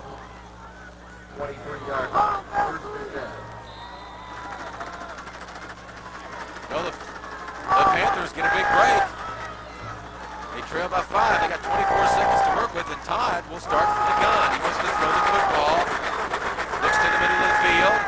away. French has it at the 40-yard line. Spin and is knocked down. Clock continues. Well, it stops the clock as they move the chains. So the pass, Todd to French. Big pickup for E-Town. Clock runs, and Todd will spike the ball to stop the clock with 14 seconds to go. And E-Town at their own 41-yard line. E-Town does have one timeout left.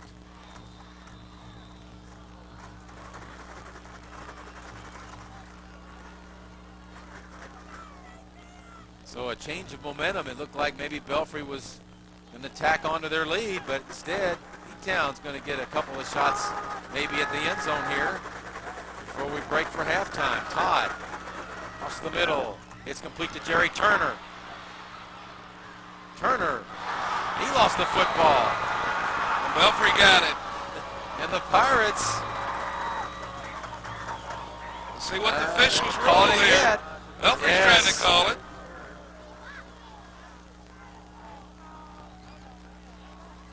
They're giving Yeah, it there we to go. them.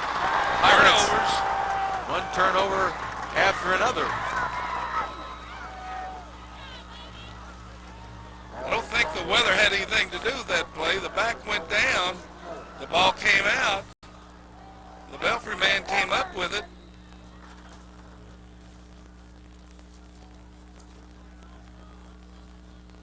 Here it is again on the replay. There's the ball. Shaken loose just before he went down. So Kurt Kendrick came up with the recovery. That's going to do it. First half. Howard takes a knee, and that'll end the first half. Belfry with a big second quarter, and the Pirates take the lead to the locker room. It's Belfry 12, E-Town 7. Back with our halftime from Papa John's Cardinal Stadium after this.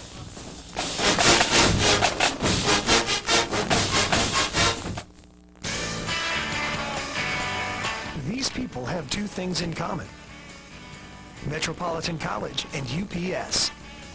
I wanted to finish my education without owing thousands of dollars. I always dreamed of going back to school. Never thought with work it was possible. We heard these issues loud and clear. At UPS, we wanted to make sure that employees were offered all the educational opportunities available, affordably, and on a schedule that worked for them. By working together with UPS, we're offering students who have the desire and ability, but lack the resources, the opportunity to go to Jefferson Tech, JCC, or U of L. UPS and Metropolitan College are removing the barriers that keep employees from achieving their dreams. Together, Metropolitan College and UPS are putting education first. Here's a UPS and Metropolitan College success story. My name is Saria Roberts. I work for United Parcel Service. I am a mentor for Metro College. My major is communications, and I'm a student at University of Louisville. So far, the program for me has worked out great. I'm going to school part-time, and I'm working part-time. I get my books paid for, my school paid for. My parents don't have to come out of pocket for anything, so I feel like I'm independent. I'm actually, doing some stuff on my own now. My favorite part of my job is actually getting to work with different students and different people. I'm a communications major, so I like to talk to people, and I'm real sociable. So for me, I just like being able to talk to people every night.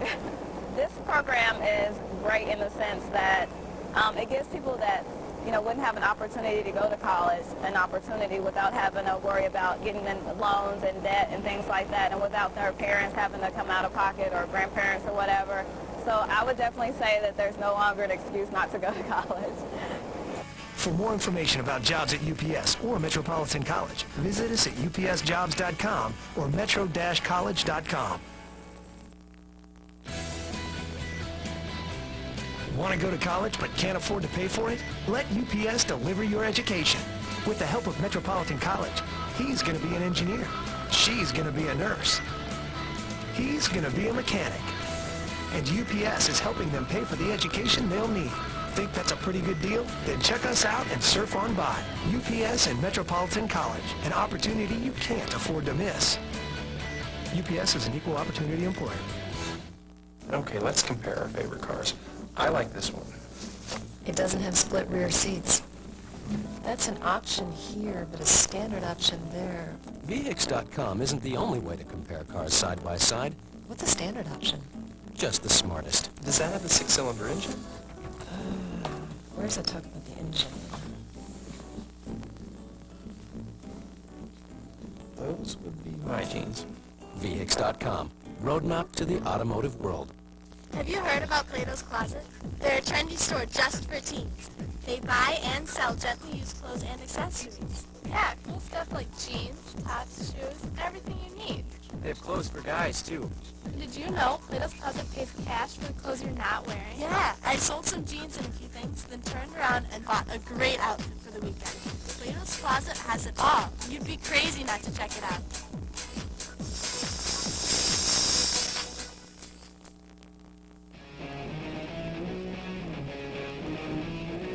Hello, everyone. I'm Craig Hoffman, and I'm Scott Tucker. We're now on the new 2 with Insight. We're open feeder Kentuckiana Motorsports every Wednesday night at 8 p.m. and other select times. Where? Kentuckiana Motorsports, the new 2. You can win prizes, meet drivers, Winston Cup Busch, all the way right here down to the local level. And, of course, we've always got all the latest, hottest racing news, but it's now on the new 2, Wednesdays at 8. Kentuckiana Motorsports, don't miss it. Real well. Well, in fact, I roomed with her. And welcome back to Papa John's Cardinal Stadium. Halftime, Belfry leads Elizabethtown in our Class 2A football championship game. The Pirates in front by 5 points. And let's review our insights, our keys to the matchup, and Earl Browning has those for us. Take a look at E-Town first. We said the offense must take control of the football, no turnovers. We got to give them a C there. They really lost the football about 3 times. The defense must stop the run and force the pass. Give them a C there. Belfry's controlled the football. Take a look at the Pirates. We said Belfry's offense must control the line of scrimmage, and they didn't do it the first quarter, but they've taken control the second quarter. Give them a B. On defense, they must apply pressure to the quarterback. Again, a pretty good job, and give them a B on applying pressure on the quarterback. Those are the insights to the game. And right now we have a special guest in the press box with us, Paul Dotson, the president of the Board of Control for the Kentucky High School Athletic Association. Welcome, Paul, and I'll tell you, we're really winding up what's been quite a successful Kentucky high school football season. Oh, no question about it, and to be able to play the championship games in all 4 classes here at Papa John's Stadium just really makes it great.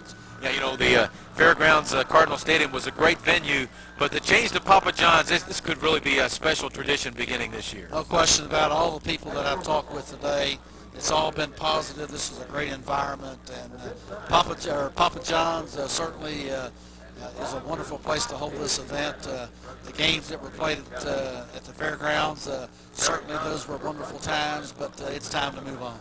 Paul, you're the president of the High School Athletic Board of Controls. Tell us what your job is as president. Well, I'll tell you, it's a major job, really, to be president of the Board of Control. As you guys probably know, we have 18 members that sit on that board, representative of all different parts of the state of Kentucky, and it's a big responsibility in terms of making sure that we have the items on the agenda that needs to be on there, and to make sure that our meetings flow smoothly, and it's a pretty good job. Yes, I'm sure it keeps you busy, too. Yes, it really does. I spend probably about 3 or 4 days in preparation for our meetings, the regular meetings that we have, and then, of course, we have special called meetings in which we hear the appeals cases on all the eligibility cases that we have to consider. Well, we got to ask you one more thing. Now, this is not all you do. You do have another job. I am the assistant superintendent of schools in Pike County. I've been in the educational business now for 36 years. I'm certainly glad to have you on our program. It's just wonderful to have you guys here, and you do a wonderful job, and we're all excited about the work that we're going to be doing with you in the future. Thank you. Thank you very much. Thanks for all the hospitality, Paul. And, okay, thank you guys. A great weekend of football here at Papa John's Cardinal Stadium. Halftime, Belfry out in front of Elizabethtown, 12-7. Back with more halftime after this. Highlights and UPS halftime stats coming up after this break.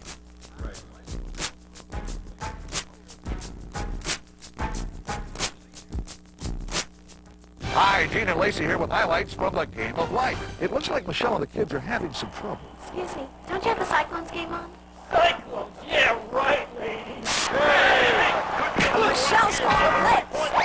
There's the first down. Oh, his ancestors felt that one. Oh, who's mean, your mama. Beef Brady's, making sports bars safe for women and children since 1985. The Rollings 10 presents T-Mac in Save That Dude Over There Who's Fallen. T-Mac, T-Mac, that dude over there's fallen. Save him. Let's go. Grab the ball, dude who's falling. It's the Rollins 10. It's got more grip. Thanks, T-Mac. No problem, dude who's falling. The Rollings 10. More grooves, more grip, more game. Stay tuned next time for Save That Cat in the Tree. T-Mac, T-Mac, save me, save me.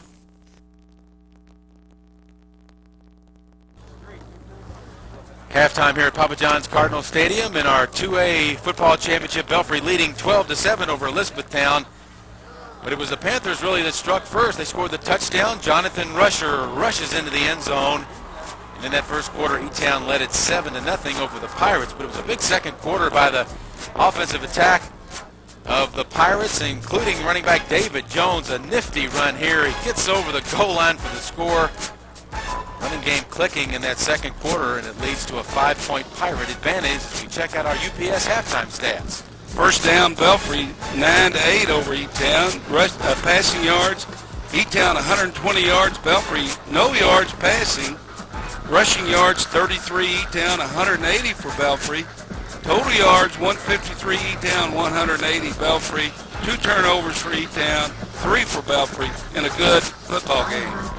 UPS halftime stats. We're gearing up for the start of the second half between the Pirates and the Panthers. Back with more from Papa John's Cardinal Stadium. You're watching the 2A championship on Inside.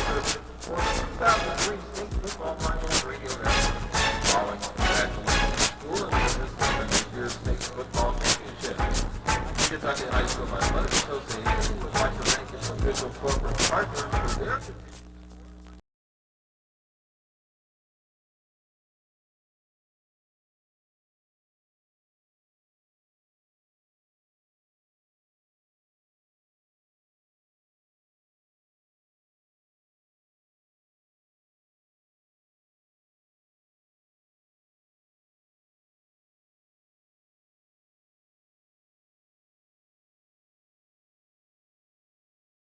Belfry.com, the high school internet network. You know, before Laura goes to college, I was thinking she could use her own car. Sure. VHIX.com makes it easy to design exactly the car you want. You're giving our daughter that brand new $50,000 coupe. No, I'm giving our daughter that slightly used hatchback in the garage. Because when you're happy, everyone's happy. This, just my replacement vehicle. VHIX.com, roadmap to the automotive world. Have you heard about Plato's Closet? They're a trendy store just for teens. They buy and sell gently used clothes and accessories. Yeah, cool stuff like jeans, tops, shoes, and everything you need. They have clothes for guys, too. And did you know Plato's Closet pays cash for the clothes you're not wearing? Yeah, I sold some jeans and a few things, then turned around and bought a great outfit for the weekend. Plato's Closet has it all. You'd be crazy not to check it out.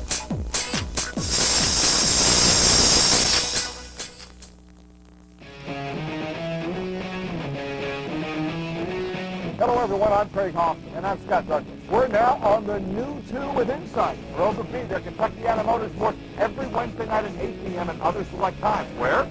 Kentucky Motorsports, the new 2. You can win prizes, meet drivers, Winston Cup Busch, all the way right here down to the local level. And, of course, we've always got all the latest, hottest racing news, but it's now on the new 2, Wednesdays at 8. Kentucky Motorsports, don't miss it.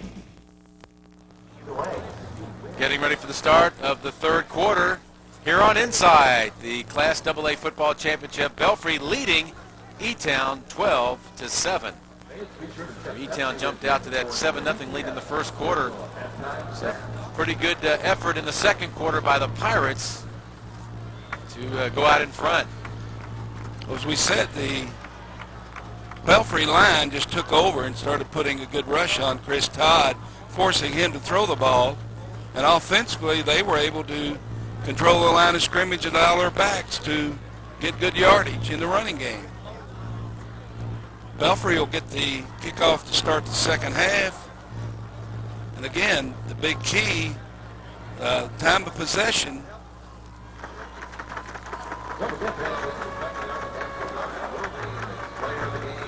One good thing, certainly talk about the Belfry Pirates, and they had some good pressure on quarterback Chris Todd, led by nose guard Philip Varney, who was in the backfield quite a bit after Todd, keeping the pressure on him. It's been a big key, too, in this first half, as E-Town averaging 37 points a game with only 7 points at the intermission. Welcome to the Pirate Country, and we certainly want to welcome our viewers watching on our Insight Systems. Great you could be with us for what could be a classic finish to this 2A championship game. E-Town had the ball 10 minutes and 31 seconds. Belfry 13 minutes and 29 seconds of that first half.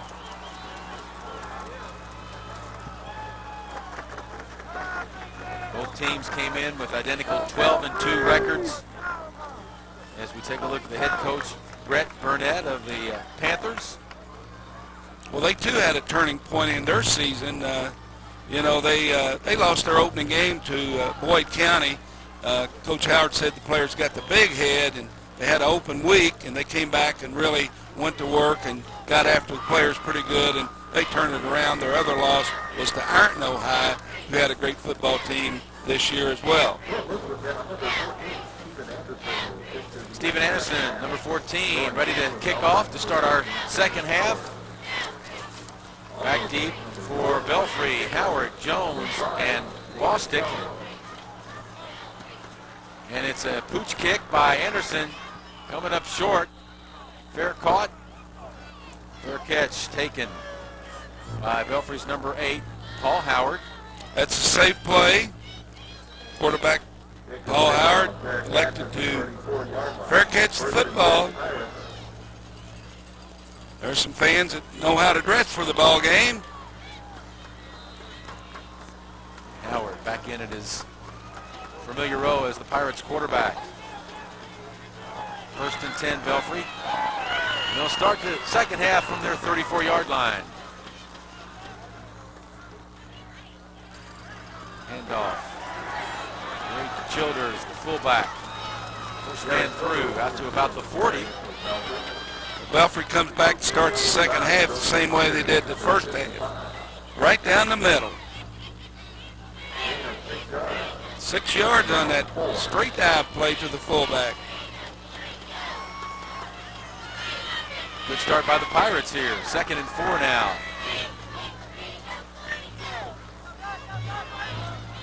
Doug Howard. This time gets the call. Looks like he may have the first down. The second back through, and Mike, let's see where the spot is. It is a first down. Gain of 5 yards on the play for the first down. The key for the Panthers defense, they got to stop and get their quarterback, Chris Todd, back on the field. That's the challenge the Panthers face here in this third quarter. First down Pirates at their 45. Childers again. First down, first back through. That's their first down play. Childers pops ahead. He looks like pickup of 2. It'll be 2nd and 8.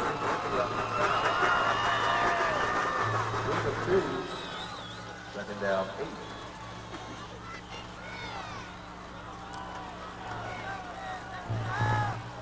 Belfry at its own 47-yard line.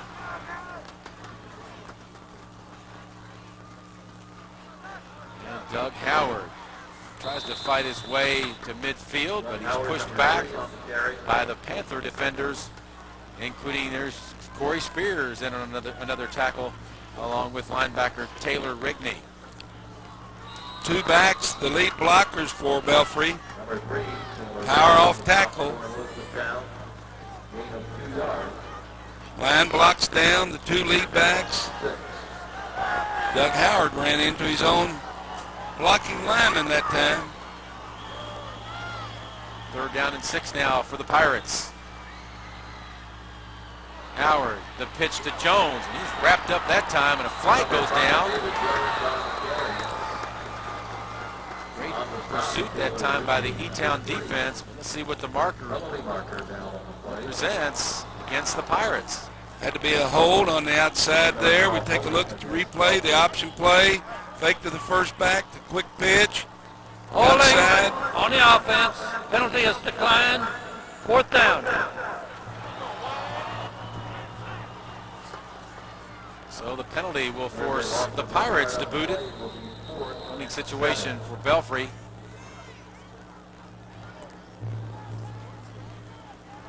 Kurt Kendrick to punt.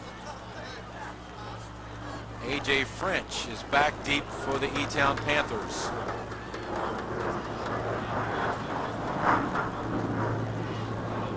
Waits the snap. Has it. Hits the 20-yard line. Stops dead, and E-Town will have it 1st and 10 at their 20-yard line. 31 yards on the punt. Looked like the ball was going to hit and bounce forward, Mike, but it actually came back from the 20-yard line to the... Stop dead. Yeah. Mark it on the 21. 1st and 10 Panthers as E-Town has possession, trailing 12-7. We saw the adjustments E-Town made on defense. Let's see what they do on offense. Quarterback Chris Todd takes the handoff. Throws to Jerry Turner. Turner scoots up the sideline. Picked up 3 or 4 yards. Play action pass that time by Todd. First out. You can see E-Town wants to get that ball outside. Made the tackle for the Pirates. 2nd and 5 now. Chris Todd and the Panthers in the gun. Todd across the middle. Turner has it out to the 40-yard line before he's cut down by the Pirates.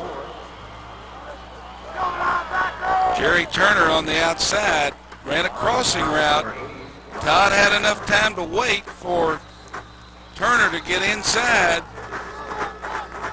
Good pass protection. Right over the middle. And Chapman, number 80, cuts down Turner. Nevertheless, 1st down, back to action. Todd hits A.J. French, who gets across midfield and much more. And here come the Panthers. Another 1st down is French holds his knee there. A little shaken up on the play. A.J. French. Up offense. Gets set. French and Turner to the far side. Quarterback Chris Todd looks left. Dumps it off. The rusher drops incomplete. Nearly picked off that time. 2 men in the same area that time. That is not what Chris Todd wanted to do, Mike. Childers nearly picked it off for the Pirates. Take a look at it on the replay. Good job by the secondary on the coverage. Actually, short hop Childers. It brings up 2nd and 10. E-Town at the Belfry 42-yard line. And rusher, 1st down. Draw play. Well, I'm sorry, that was Purcell. Number 15 on the carry for the 1st down. DeAndre Purcell did the rest, but that draw kept Belfry off balance. Purcell, senior running back, moves the chains. Take a look at it on the replay. Belfry trying to come hard on the rush. The draw slows him down.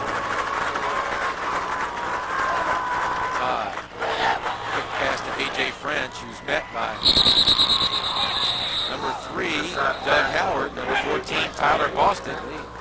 They're in place in a hurry to shut down the pass. Bubble screen to the right side. Belfry had to play well defended.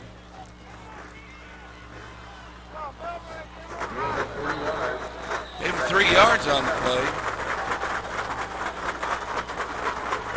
2nd and 7 now for E-Town at the Belfry 27. Todd will start from the gun.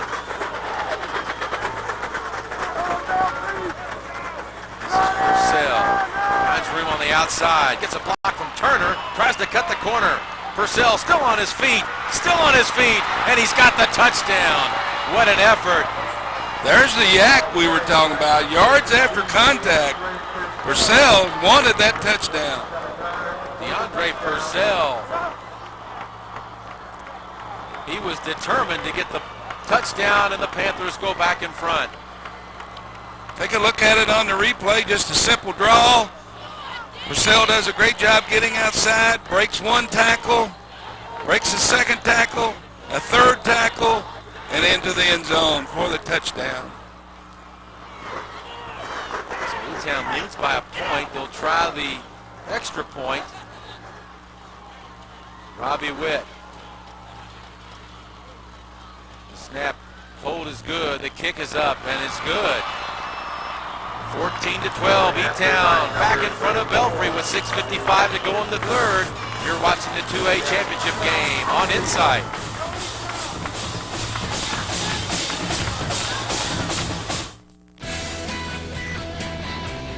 Want to go to college but can't afford to pay for it? Let UPS deliver your education. With the help of Metropolitan College, he's going to be an engineer. She's going to be a nurse. He's going to be a mechanic. And UPS is helping them pay for the education they'll need. Think that's a pretty good deal? Then check us out and surf on by. UPS and Metropolitan College, an opportunity you can't afford to miss. UPS is an equal opportunity employer.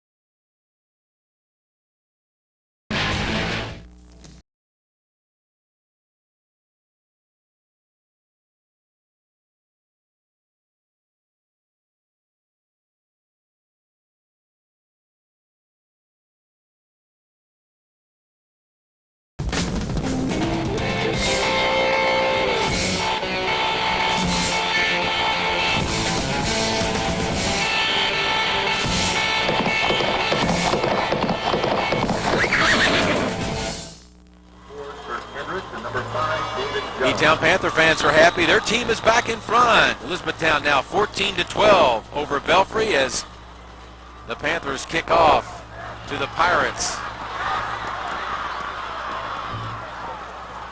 And it's a good return for Belfry. Paul Howard on the return. Pretty good field position for Belfry to begin this drive. And Earl, that was a pretty efficient drive we just saw by the E-Town Panthers.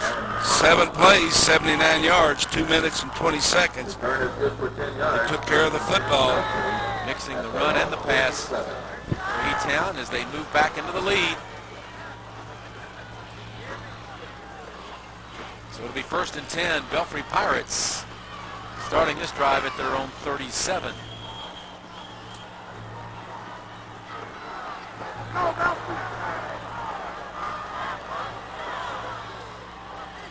the handoff goes to Tyler Bostic. Good gain on 1st down for Bostic. See the adjustments that E-Town's made on their defense. Like they moved their tackles outside a little wider. 6 yards on the play, 2nd and 4.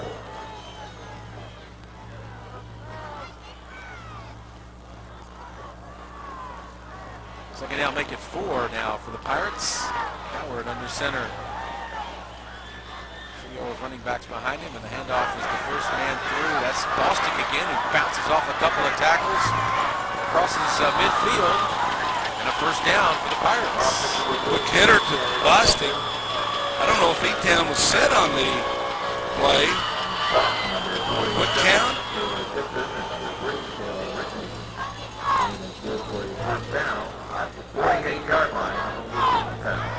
Pirates now in Panther territory at the E-Town 48. I said earlier, Belfry looking for its first championship. David Jones gets the call this time. run game. Well, they full steam ahead. The adjustments E-Town's made is to widen their tackle, and of course Belfry can see that too, so they come back and run the ball inside more. 5:28 and counting in the third. Philip Hayward.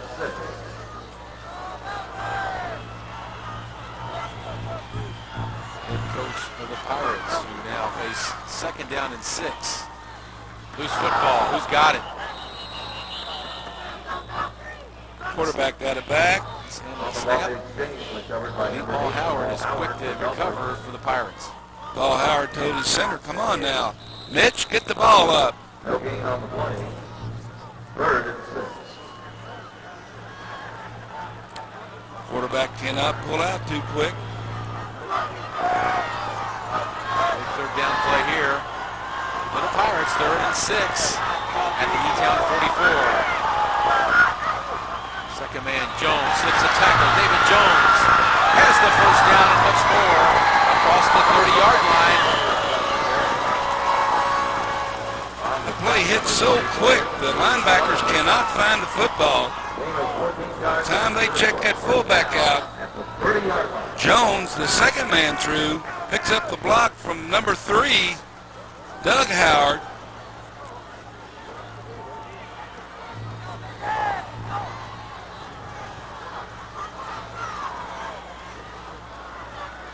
First and 10 at the E-Town 30 for the Pirates.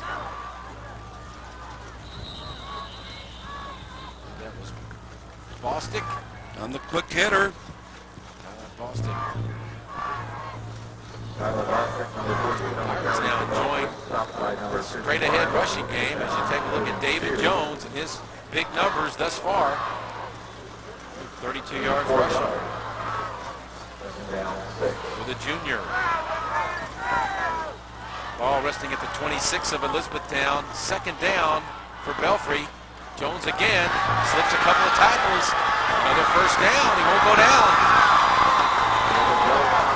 He's deceptive. He's got great speed, but he's also got good balance. He can find the hole. And then again, you can't bring him down with one man. He's changed the pace in that run. There's the fake. Second man. There's that jack. Yards after contact. Refuses to go down. David Sullivan, the defensive man on E-Town, just couldn't get him down. Belfry trying to retake the lead with 3:15 to play in the 3rd. Pretty basic game plan. 1st down, Bostic's the ball carrier. 2nd, 3rd, they mix it up with Doug Howard and David Jones.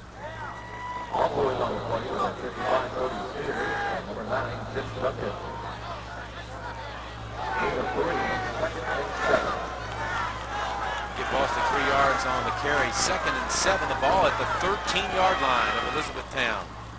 Second man Jones slips one tackle and gets down inside the 5-yard line.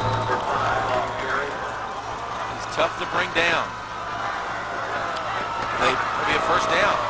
They block down on the right side of that line.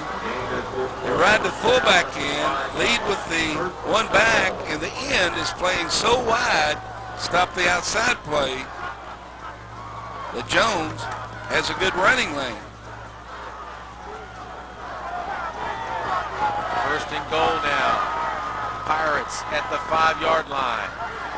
That's Jones, and he goes in easily. And the Pirates are back in front. Well, I didn't think Belfry could get that running game going again here. They've been very effective controlling that football. On the replay, 1st back on the outside veer, off tackle for the touchdown. Now you almost have to think about going for 2 here, up 4. And here comes the play in. They're going to take a timeout. Yeah. I think that was maybe the most impressive scoring drive of the night. I think so. Very efficient for the Pirates as they regain the lead. Now up 18-14. Take a look at it on the replay, Mike. You'll see that's just the outside veer. And that's the adjustment. When E-Town widened those tackles, Belfry's going back inside. And that's where the opening is. And that's the advantage of running that veer offense. You take what the defense gives you. Coach Haywood's telling them, I want 2 points out there. I don't want you missing that 2-pointer again. Yeah, they miss these conversions. That could come back to haunt them. They've already missed. And then after he gets on him real good, he puts his arm around him. What a great coach he is. Over the years, people at Belfry love him. Big game by Mr. Jones. Mr. Jones comes to Papa John's, and he's enjoying his visit here so far.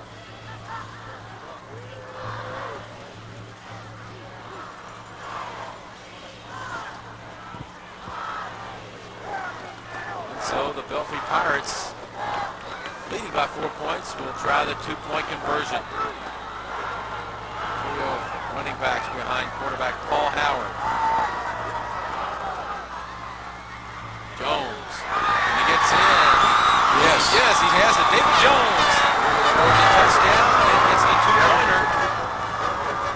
Pirates lead 20-14. Give the coaches in the press box for Belfry a lot of credit. They picked up the adjustments of what E-Town's doing, and they found a hole off that right side. There's the block down. Outside veer. E-Town's got to find the football before they can make the tackle. In that series, David Jones, he was like the invisible man for E-Town. They couldn't, you're right, they couldn't find him. Well, he's got a lead blocker in front of him, and they're double teaming the tackle down inside. At the end, just sitting outside waiting for the pitch, and they run inside of him. 10 plays, 63 yards. 4:36 on that clock. Ball control offense. Belfry grinds it out, retakes the lead. 20-14 Pirates with 2:12 to go in the third.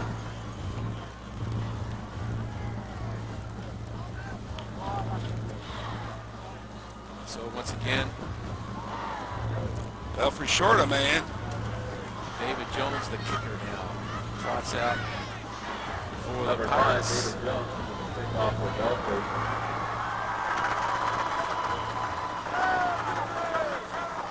Town. Jonathan Rusher and Jerry Turner. Two people. Huge kick. Fielded. 35.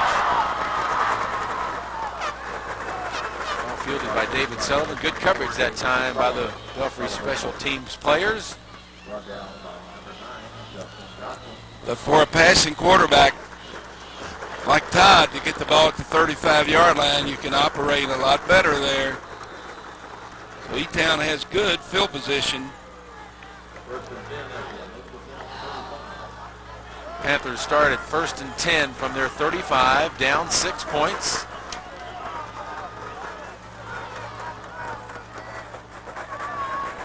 Todd across the middle, dumps it off to Jonathan Rusher at the 40. Tries to cut free, but knocked down at the 44-yard line. Tackle made by Doug Howard for the Pirates. Rusher was not the #1 receiver on that play. He was the safety valve, and Todd did a good job just dumping the ball off to him. But he picked up 9 yards on the play. He's 2nd and 1. That's what the coaches like to see. 2nd down and short. It's a free play, Mike. Jay French in motion. Todd wants to throw the ball. He's going to go to Jerry Turner, who has his man beat. Turner's going to score the touchdown. Wow. Beautiful play. 56-yard touchdown. Chris Todd to Jerry Turner, and the Panthers are back in the lead. Well, I think we're tied right now, Mike. But that's right. Yeah, they got to do that 20-20. I'm jumping ahead of myself here. But a very well executed play, and it was just enough fake to hold the back for 1 second and allowed Turner to run a deep post route, and Chris Todd did the rest right down the middle. We'll see the extra point here on the swinging gate. Of course, that's designed. If they don't cover the proper man, they're going to throw the ball for a 2-point conversion or run it. Now we'll see the kick. Bobby Witt try to break the tie. He's got it. Got a ball game here. On top. You're right. Now you can say it, Mike. Well, E-Town scored. Belfry had an answer. Panthers answer back. 21-20 E-Town. 1:23 to go in the third. Take a look at this. Just enough fake to make those backs step up. One step. You can see Turner got behind the back. And a very nice pass by Todd. Good touch on the ball. Jerry Turner, we talked about it in the first half. Here's a kid, sat out of football for 2 seasons, comes back for his senior year, and maybe a championship. Mike, I go back to that short kick. Yeah. I can't, giving a team the ball at 35-yard line, if you're a passing quarterback, you got to feel, man, I've got a lot of room to operate under. Excellent point, and good field position leads to the touchdown strike.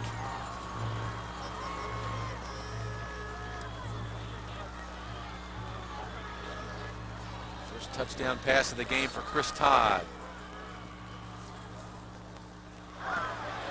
Short kick fielded by Clinton Hatfield. Tries to find some room. It's still free across the 40 out to the 45-yard line. And Belfry will enjoy some good field position. Another kicking game again. A short kick. Good return by Belfry. And, they get a first down here. They'll be at the point where they can almost go run 4 downs for the first down. But we're nearing the end of this third quarter. A good ball game.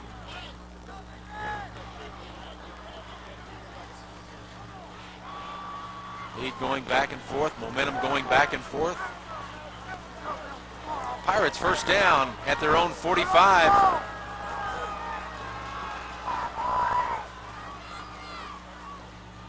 Handoff. So loose football. Maybe the ball came loose. I don't know, but the quarters run down. We got. It looked like the handoff was just a little wide. Yeah. I thought they mishandled the handoff. Just wasn't very smooth. And E-Town has recovered. The mesh point was just too wide. It was not there. Quarterback had to reach too far to put the ball into the arms of the running back, and E-Town comes up with the ball. They're going to give him one play in the third quarter here. Well, they call that is the end of the quarter, I guess. We got 1:01 on the clock, so I don't know. Chris Todd now has 466 passing attempts, a new Kentucky record. Timeout on the field as Todd and his teammates from the Panther offensive unit talk things over. Tim Couch, of course, held that record before.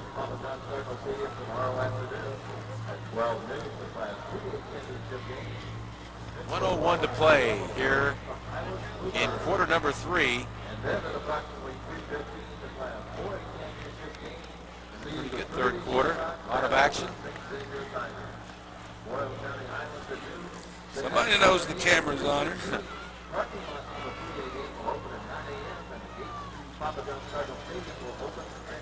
So it'll be 1st and 10. E-Town at the Belfry 46-yard line. Todd under center. Play action. Across the middle. Almost intercepted. Oh, so close. Belfry, number 8, Paul Howard, nearly picked it off. The pass was intended for the tight end, Zip Duncan. The Panthers dodge a bullet there.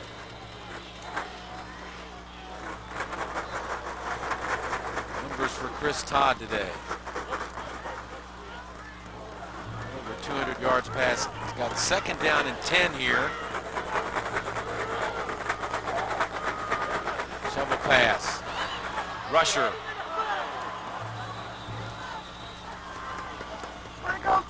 To about the 41-yard line. Well, that's a great call. Slows the defense down. It's a very safe Safe pass to throw. Just a shovel pass. Flip inside.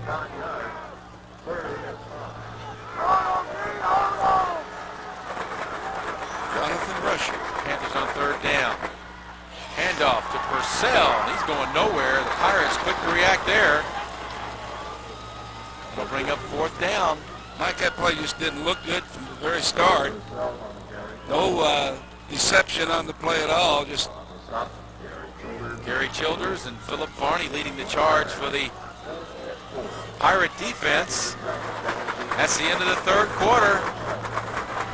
You could have a classic finish in this one. E-Town leads after 3 over Belfry, 21-20. The Panthers by a point. You're watching the 2A championship game on Insight.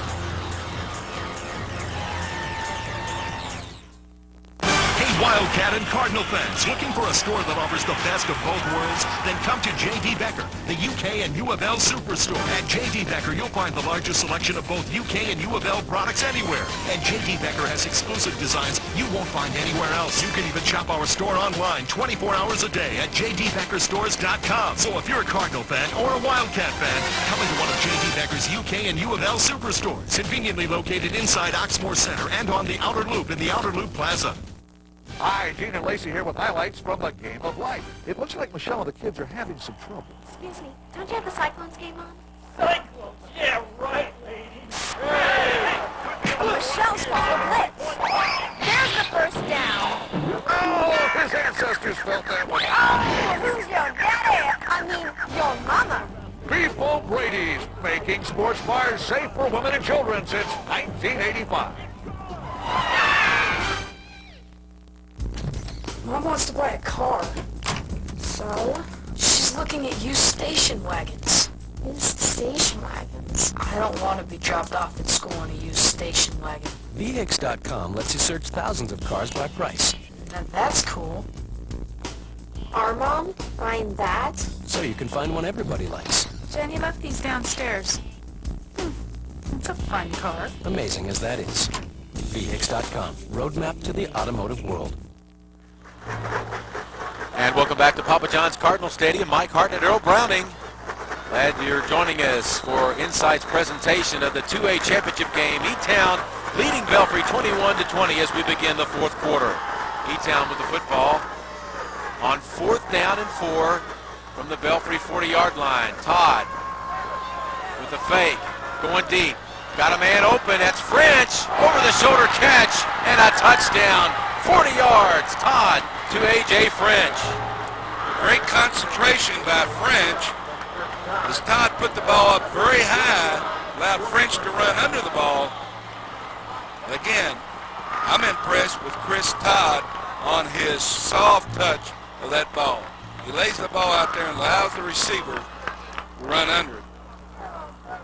Three-step drop. Todd forced out of the pocket, goes deep. Look at the height he gets on that football. Allows the receiver to stay on the football. And a great catch by A.J. French.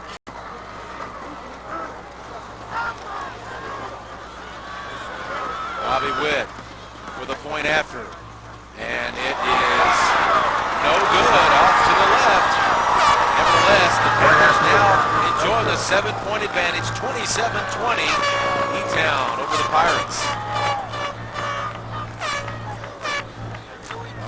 Back-to-back touchdown passes by Chris Todd. Again, those turnovers come back to haunt Belfry.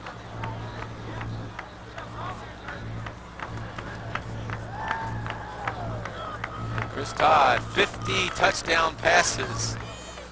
And only a junior, Mike. Don't forget that. 50 touchdown passes, one season. And as I said, they went to the passing game about the third game where they really opened up. Shut out at Fort Knox. Lost the game 7-0. Boy, have they improved since then.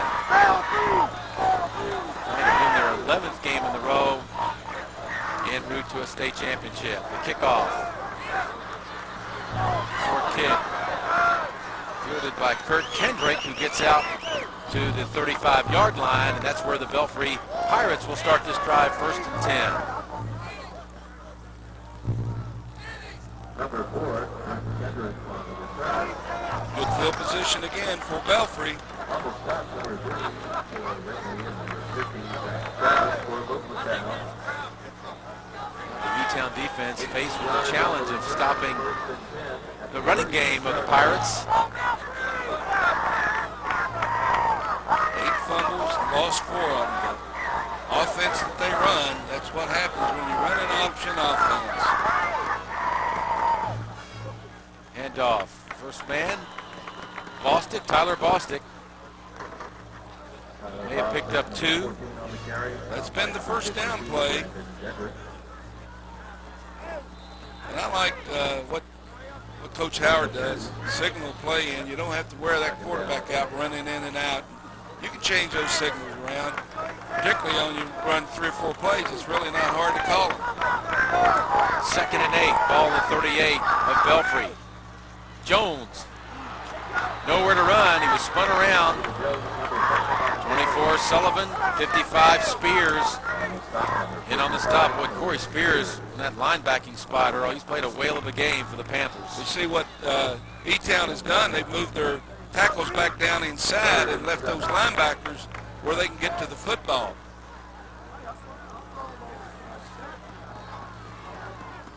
Key 3rd down now for the Belfry Pirates. 3rd and 7 from their own 39. Well, they break the bomb here. Howard on the rollout.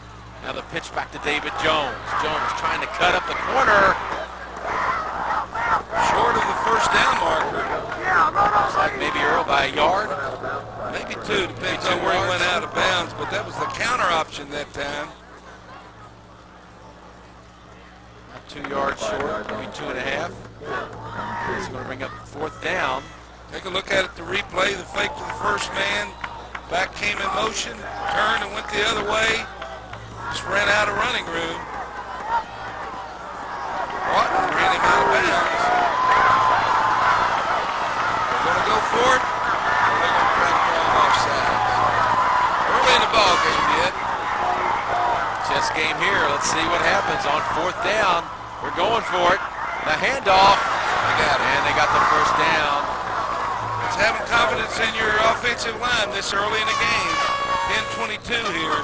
Doug Howard pulls through the line and moves the chains for Belfry on 4th down. I think more than anything else, they didn't want to give the ball back to E-Town. That offense.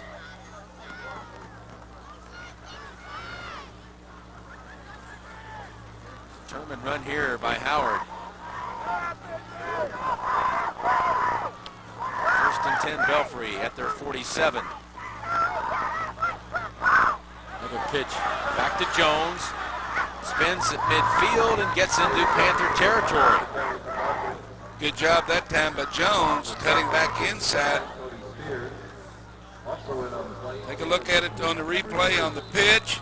Quarterback bobbled the ball, came off the line. Jones tries to go outside. He's not going to get much yardage. Picked up about 5 by cutting it back inside.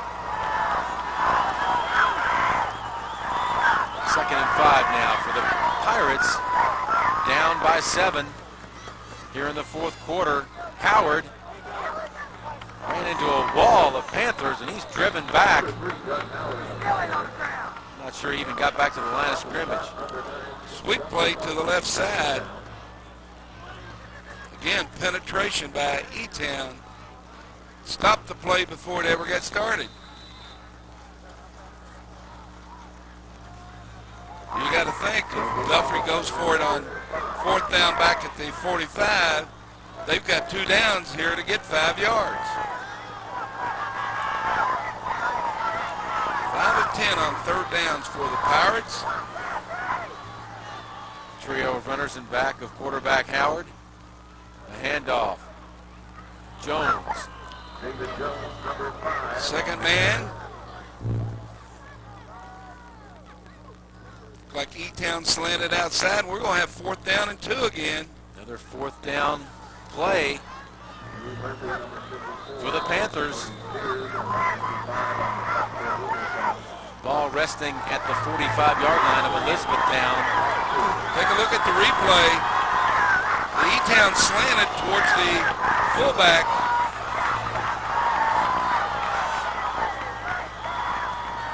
On fourth down. Oh, it's going to depend on the spot. And Mike, looking at it from here, I'm going to say he's got the first down real quick before I even see the players. Looks like that was David Jones on the carry, and they're giving him the first down. Good extra second effort. Got the first down. That's back-to-back fourth down successes. And Belfry on the march. 7:42 to play in the game.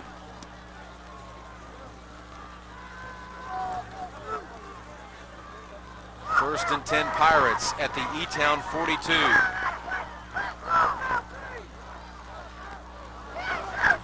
Lost it as he's stacked up at the front line, led by Drew Murphy of E-Town.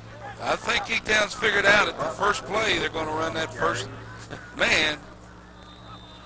Well, they're going to give it to the fullback. It's been their method of operation.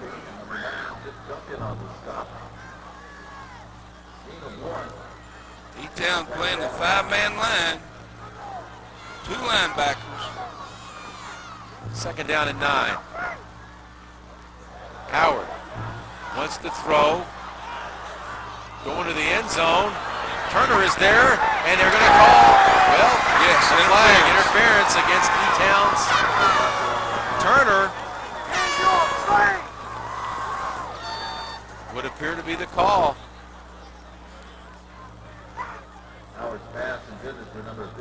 Let's let the officials make the call.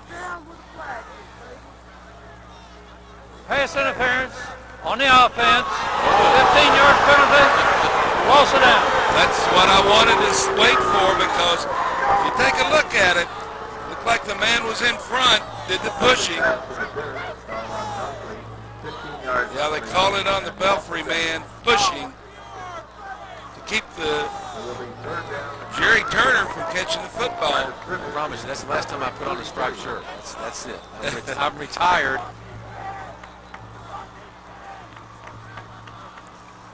The problem was that, as you see the replay, the man had to wait for the ball so long, and with Turner in front of him, you can see the push there. The referee got the flag, and he saw it all along. Yeah, Zane Smith knew the ball was short. He had no choice. Howard under pressure. Dumps it off to brother Doug Howard. Nowhere really to go, but he eludes a bunch of tacklers looking for a block. Pulls his way across the 45.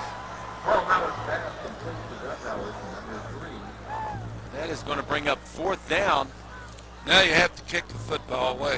They're going to have to boot it away. Take a look at this on the replay. Screen pass to the left side.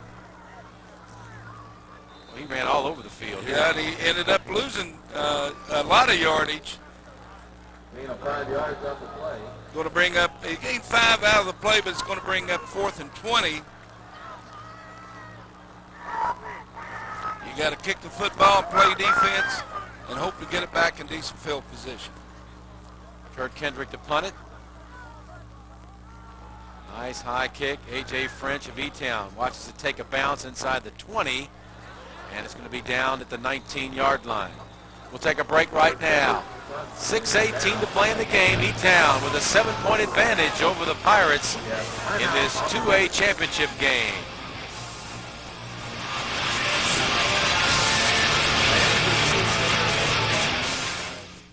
Hi, Gene and Lacey here with highlights from the game of life. It looks like Michelle and the kids are having some trouble. Excuse me, don't you have the Cyclones game on? Cyclones? Yeah, right, lady. Michelle's called a blitz. There's the first down. Oh, his ancestors felt that one. Oh, who's your daddy? I mean, your mama. Beefball Brady's, making sports bars safe for women and children since 1985. Have you heard about Plato's Closet? They're a trendy store just for teens. They buy and sell gently used clothes and accessories. Yeah, cool stuff like jeans, tops, shoes, and everything you need. They have clothes for guys, too. And did you know Plato's Closet pays cash for the clothes you're not wearing? Yeah, I sold some jeans and a few things, then turned around and bought a great outfit for the weekend. Plato's Closet has it all. You'd be crazy not to check it out.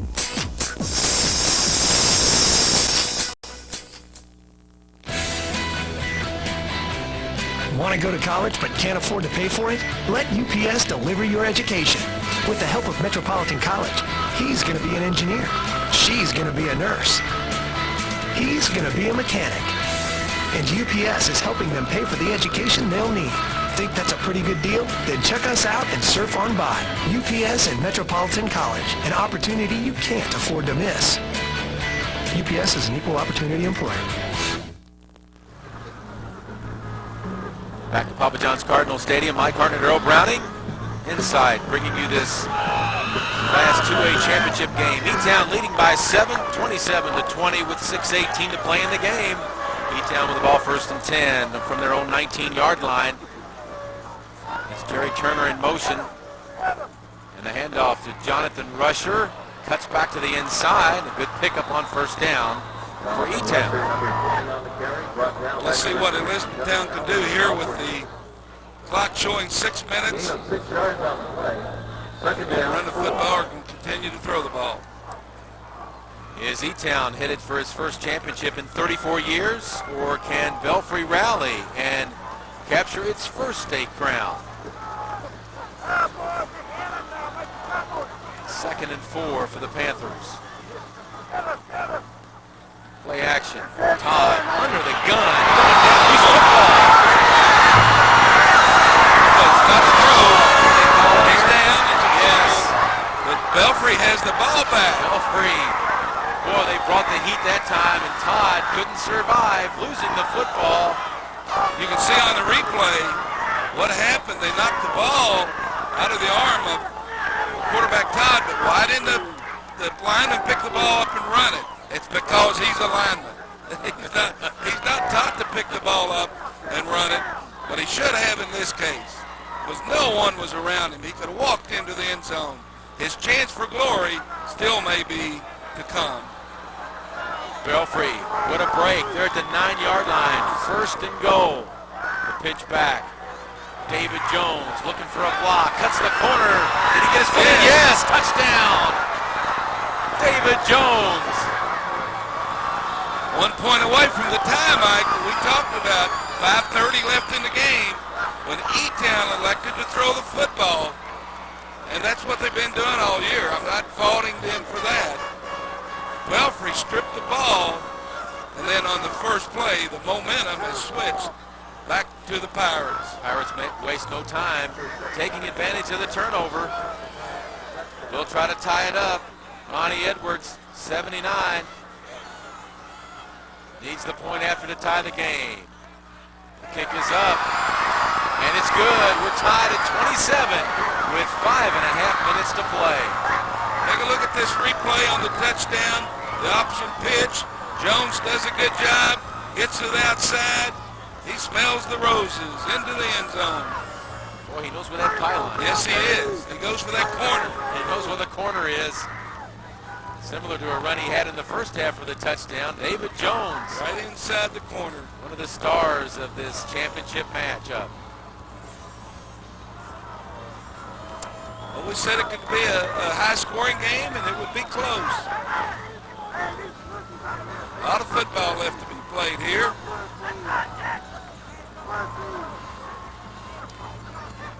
A game of momentum swings. Time and again here. Keep going back to the insights. We said that Elizabethtown had to take care of the football. No turnovers. We'll see what happens on turnovers. That's the key play of the game right there, the turnover. And the Pirates waste no time tying the game. And Belfry will kick off. David Jones set to tee up the football. Well, you got to have the tee first, so there it came on the field.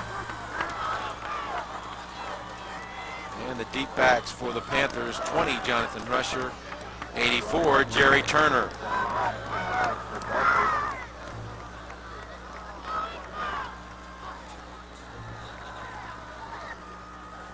Great ball game.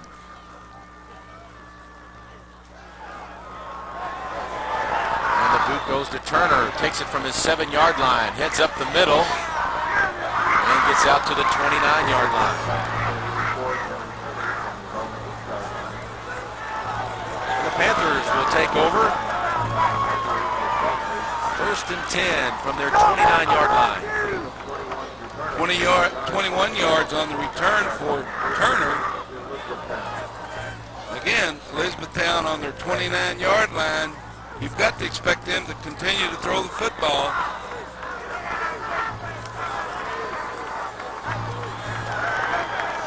Here's Todd, junior quarterback.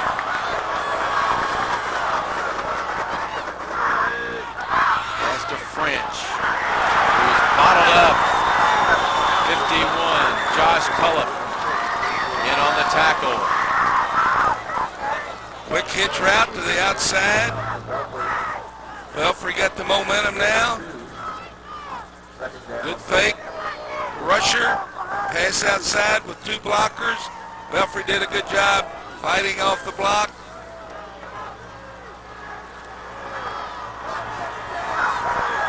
Gave him a pickup of 2 yards, 2nd and 8 for the Panthers. Todd from the gun. He's going deep. French up for grabs. French brings it down. It's going to be a foot race, but he goes down. Great tackle by Kurt Kendrick, but what a pickup by the Panthers. Like the defensive man over on that left side lost concentration on the football and allowed A.J. French to go up and make the play. Big play by a big play receiver. Take a look at it on the replay. The defensive back for Belfry looked like he was going to make the interception. Yeah, he was not deep enough. Great catch by French. That's how quick E-Town's offense is. Panthers threatening. 1st and 10 at the Belfry 24-yard line. 4:22 to play. Handoff. Jonathan Rusher on the left side. Taken down. Doug Howard, the linebacker, over to make the stop for the Pirates. Sweep play to the left side. Belfry not fooled at all by the play. Still picked up 3 yards.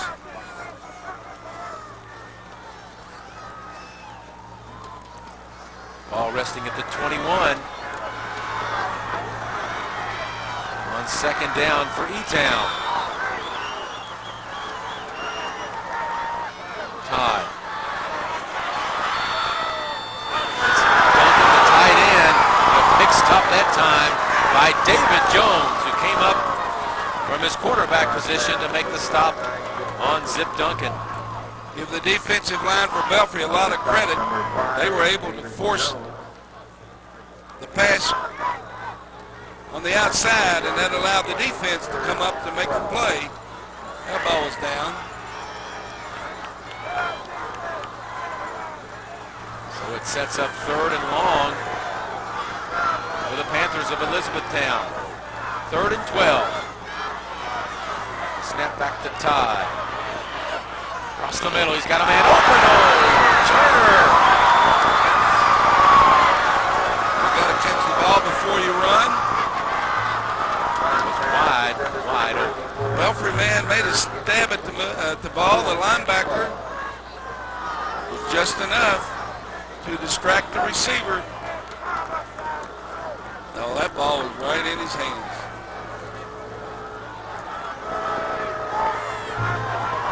Sure they'd like to have that one over. 2 minutes, 55 seconds to go in the 4th quarter. Game tied at 27 on 4th and 12.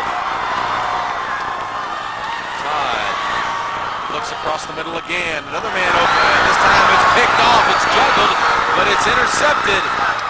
Number 20, Clifton Hatfield, has it for the Pirates, and he's still on his feet. Back to the inside of the field before it goes down at the 33-yard line. Heads up play by Hatfield. The ball was tipped. He hung on. And Belfry with the football with 2:37 to go. Looked for a while that he was going to knock the ball down, but after the momentum started. We have a block in the back on the return. 10-yard penalty from the point of the foul. First down. Now here's where he gets the momentum. Block in the back. Moves Belfry back. The Panthers take a timeout. Interception, a great return, somewhat negated by the penalty, as the ball now on the Belfry 14-yard line. That's where the Pirates will have it, 1st and 10. And you see the turnovers. Big difference. Tough to win a championship game with 4 turnovers, but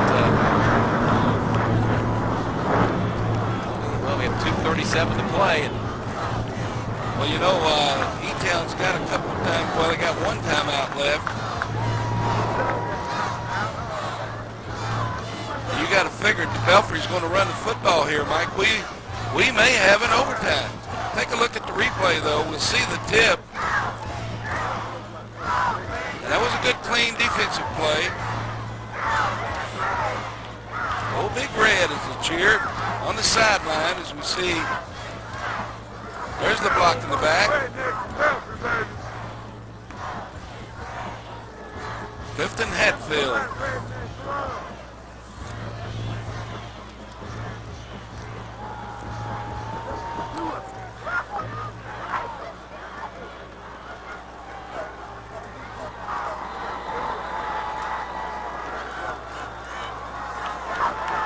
just about set to go. To the conclusion of this thriller. Pitch to David Jones across the 20-yard line. Call sweep that kept Jones in bounds. The clock will continue to roll. Ryan Chapman and Gary Childers in on the tackle. See the replay. Elizabethtown. Pull the guard. Pull the tackle, rather. If you're Belfry, you do not want to give that ball back to E-Town at all. That passing game. Second down and short. They need 2 for the first. Howard gets the carry. Has the first down. It's out to about the 27 or 28-yard line. The clock stopped at 1:56 to go as they move the chains. 1st and 10, Pirates.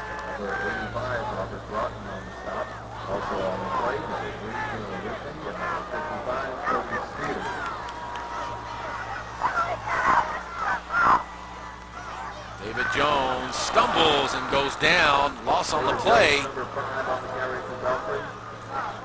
Panthers pretty much had that one figured out. Well, that was the first down play, but it was to the second back through. Jones, one of the few times that he's lost yardage.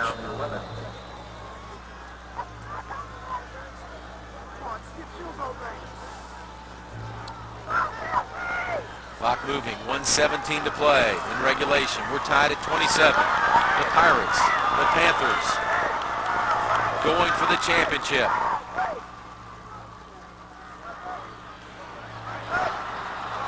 Nowhere to run there for Doug Howard. It's like another loss on the play on that carry. We're under a minute to go. Elizabethtown is really coming across hard now. They do not expect the pass. They've got a 5-man line with 3 linebackers up there. No gain on the 20, 3rd and 11. Now they line up with a 3-deep secondary. 3rd and 11. Normally would be a passing down, but looks like Belfry's allowing the clock to run down. On 3rd down, Doug Jones looks for a blocker across the 30 out to the 34-yard line. Well, is E-Town going to call the timeout? I think they have. Yes. I'll ask you, they had 2 left. Yeah. Why didn't they stop the clock earlier? I don't know. They may want to save that one to try a kick if they have to, but I was thinking the same thing. Either way, Belfry's got to run this fourth down. You don't want to give them good field position, as Coach Haywood is telling them. You've got to cover, but first we've got to get the kickoff. Make sure we get the kickoff, then worry about the cover.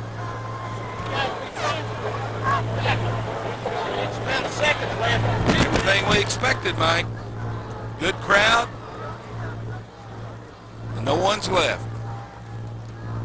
Yeah, we certainly want to thank our viewers watching on the Insight Systems. And, boy, if you ever get a chance to see these games in person, try to get to the stadium next season. It really does go so far in supporting the Kentucky High School Athletic Association. So try to get out here. We're glad you're with us, enjoying this thrilling matchup for the 2A title as Belfry prepares to punt.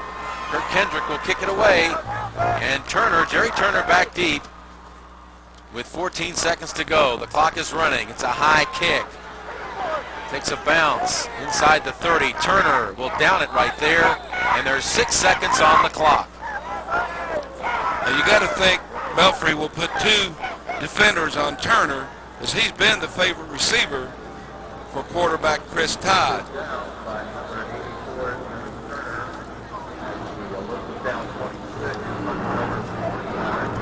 And all you can do here for E-Town is try to make one of those, you can't throw the Hail Mary because you're not up far enough, so you just got to throw the football outside. But I think what they're going to do, they're going to take a knee and play it safe and go to the overtime. I think you're onto something. That's the smart thing to do there. Don't take a chance. We're headed to overtime for the 2A championship. We'll step away right now. Belfry 27, E-Town 27. Great finish on tap. We'll be back after this.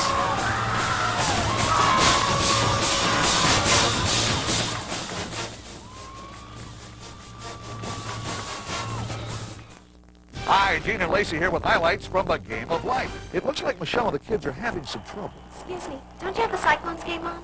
Cyclones? Yeah, right, lady. Hey! Michelle's called a blitz. There's the first down. Oh, his ancestors felt that one. Oh, who's your daddy? I mean, your mama. Beef O'Brady's, making sports bars safe for women and children since 1985. Have you heard about Plato's Closet? They're a trendy store just for teens. They buy and sell gently used clothes and accessories. Yeah, cool stuff like jeans, tops, shoes, and everything you need. They have clothes for guys, too. Did you know Plato's Closet pays cash for the clothes you're not wearing? Yeah, I sold some jeans and a few things, then turned around and bought a great outfit for the weekend. Plato's Closet has it all. You'd be crazy not to check it out.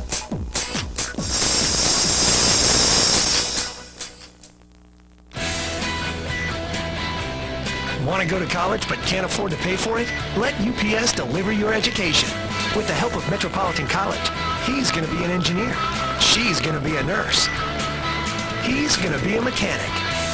And UPS is helping them pay for the education they'll need. Think that's a pretty good deal? Then check us out and surf on by. UPS and Metropolitan College, an opportunity you can't afford to miss. UPS is an equal opportunity employer.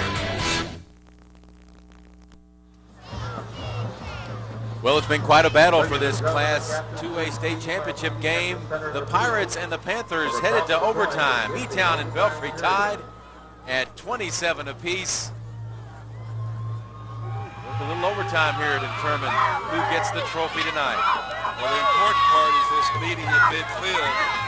We're going to find out who gets to play defense first and who gets the ball first, because all this will be explained by the referee.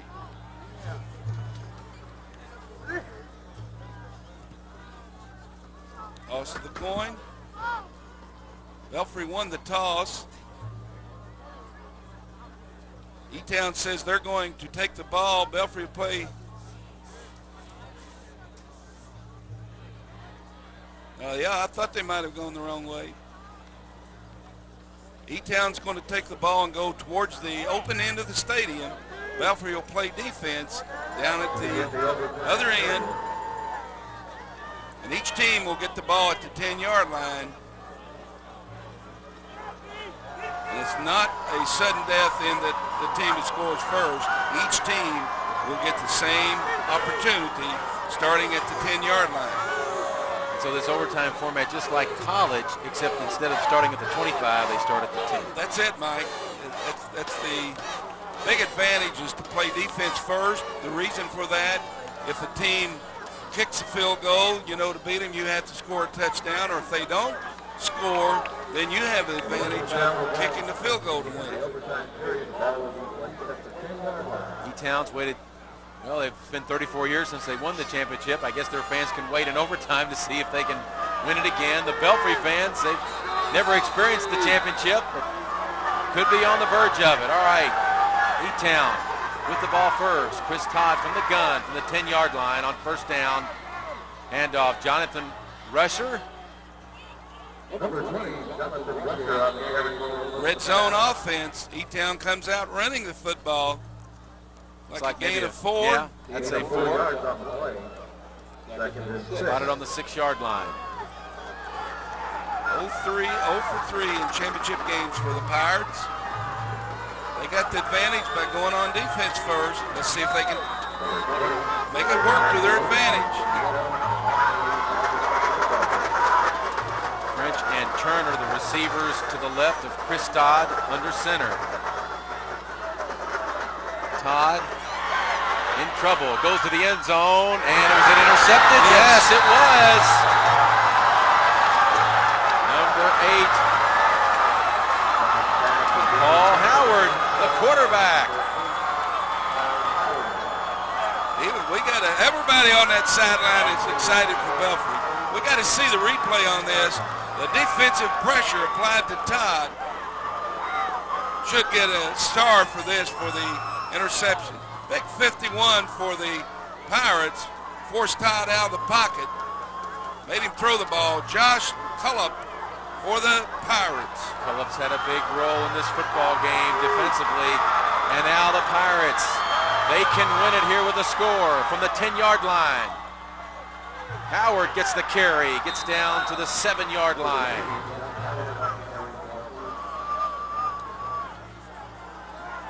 Second man. Here's the interception. You see the pressure applied to Todd, threw the ball off balance, back across his body. They make it officially a gain of 3. The ball's on the 7-yard line on second down. Belfry's never won a title. Could this be the night? David Jones spins his way inside the 5-yard line. Maybe to the 3. Straight dive play for Jones. Jones has good quickness coming off that football. Phil Haywood called the play, and it might be the same thing again. Third down from the 3-yard line. Pirates with the football. Handoff, first man is Tyler Bostic. He's not in. He is pushed back by the Panthers. He is so close. Inside the football. You get inside. Football length. They will not kick it. I assure you they will not kick it. You had a good kicker, and he knows the kicker better than I do. Timeout, E-Town. A timeout. Length of the football. That's all that separates Belfry from the state championship. And E-Town, they've got to hold if they want another chance on offense.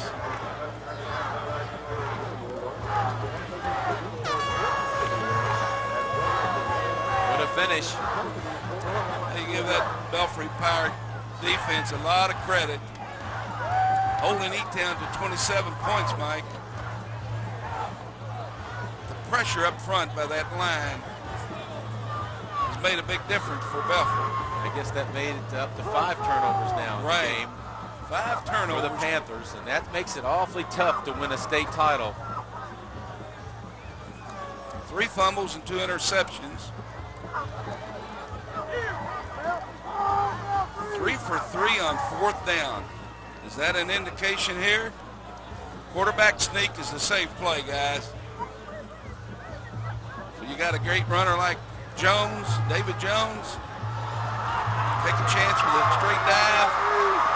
Goal line defense, you got to shoot the gaps. And this is the thing. It's the only thing E-Town can do now. Only a half yard separates Belfry from its first state championship. The snap. Jones, touchdown. Championship to the Pirates. Straight dive play over the left side for the man who got you here. David Jones. The referees did a great job keeping this game moving very quickly. Overtime loss. Got to be tough for E-Town. And we'll hear a lot more from Chris Todd later on. We'll see the touchdown. David Jones, he did it all night long, and he did it on the final play of this game in overtime. Belfry, runner-up in 1979 and in 85 and 86. The fourth time was the charm for the Pirates. We'll take a break. Back with our post-game after this from Papa John's Cardinal Stadium.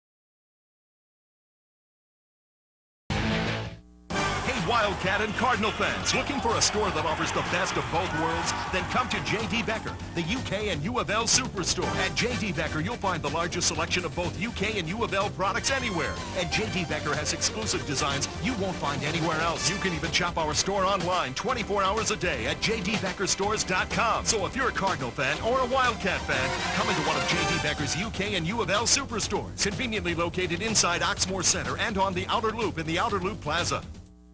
Hi everybody, Bob Sokoler here, diehard fan of Inside Broadband. Hey, it's that time of year again when you might be online checking the latest NFL rankings or shopping for holiday gifts for someone special. Well, who wants to be online doing all that really slow, right? No one. With Inside Broadband, you get downloads of up to 11 times faster than DSL's slower service and up to 50 times faster than a 56K modem. Call 357-4400 today and ask for Inside Broadband or the new Broadband Plus. Either way, you win. Hey Santa, the Derby City Athletic Club and U.S. Marine Corps Reserves are going to be assisting us this Christmas by collecting new unwrapped toys for the needy children in the Louisville community. And everyone's been invited to run, walk, or wheel in the second annual Toys for Tots Trot. It's December 20th at the top of Behringer Hill in Cherokee Park. Please help us in supporting this well-known cause again this year. There's something for everyone. Join us for food, fun, and fitness, and bring a toy to make a needy child's Christmas wish come true. More info is available at derbycityac.com. Now get back to work. The Class 2A Kentucky State Championship football game goes to the Pirates of Belfry. They win in overtime 33-27 over the Panthers of E-Town. Classic game, classic finish today, Earl Browning. Well, you can't say enough about both teams. As I said, no one's a loser here. It just ended up with Belfry on top. Just two contrasting styles, one team running the football, one team throwing the football, and the team that ran it came out ahead.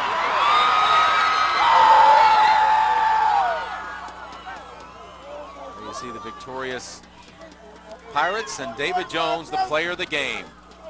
29 carries, 202 yards, 4 TDs, including the game winner in overtime.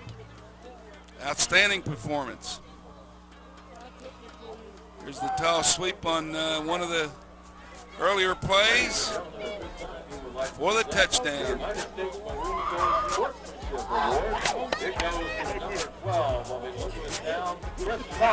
There's the winning TD. Chris Todd gets the sportsmanship trophy. First title in their long, illustrious history for Belfry. They've had a great football program there for years, and they finally break through with their first championship trophy.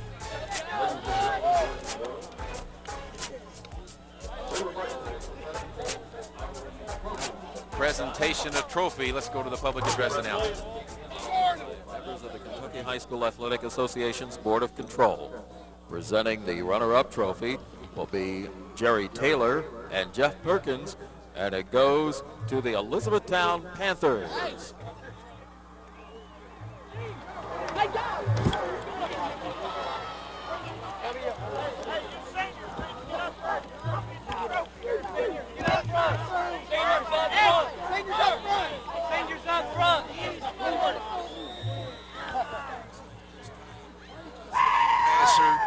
He's got a lot going for him, and those young men do not need to hang their head. Panthers wind up Now, ladies and gentlemen, 12 and 3. presentation of the championship trophy will be made. And the championship trophy headed to Belfry.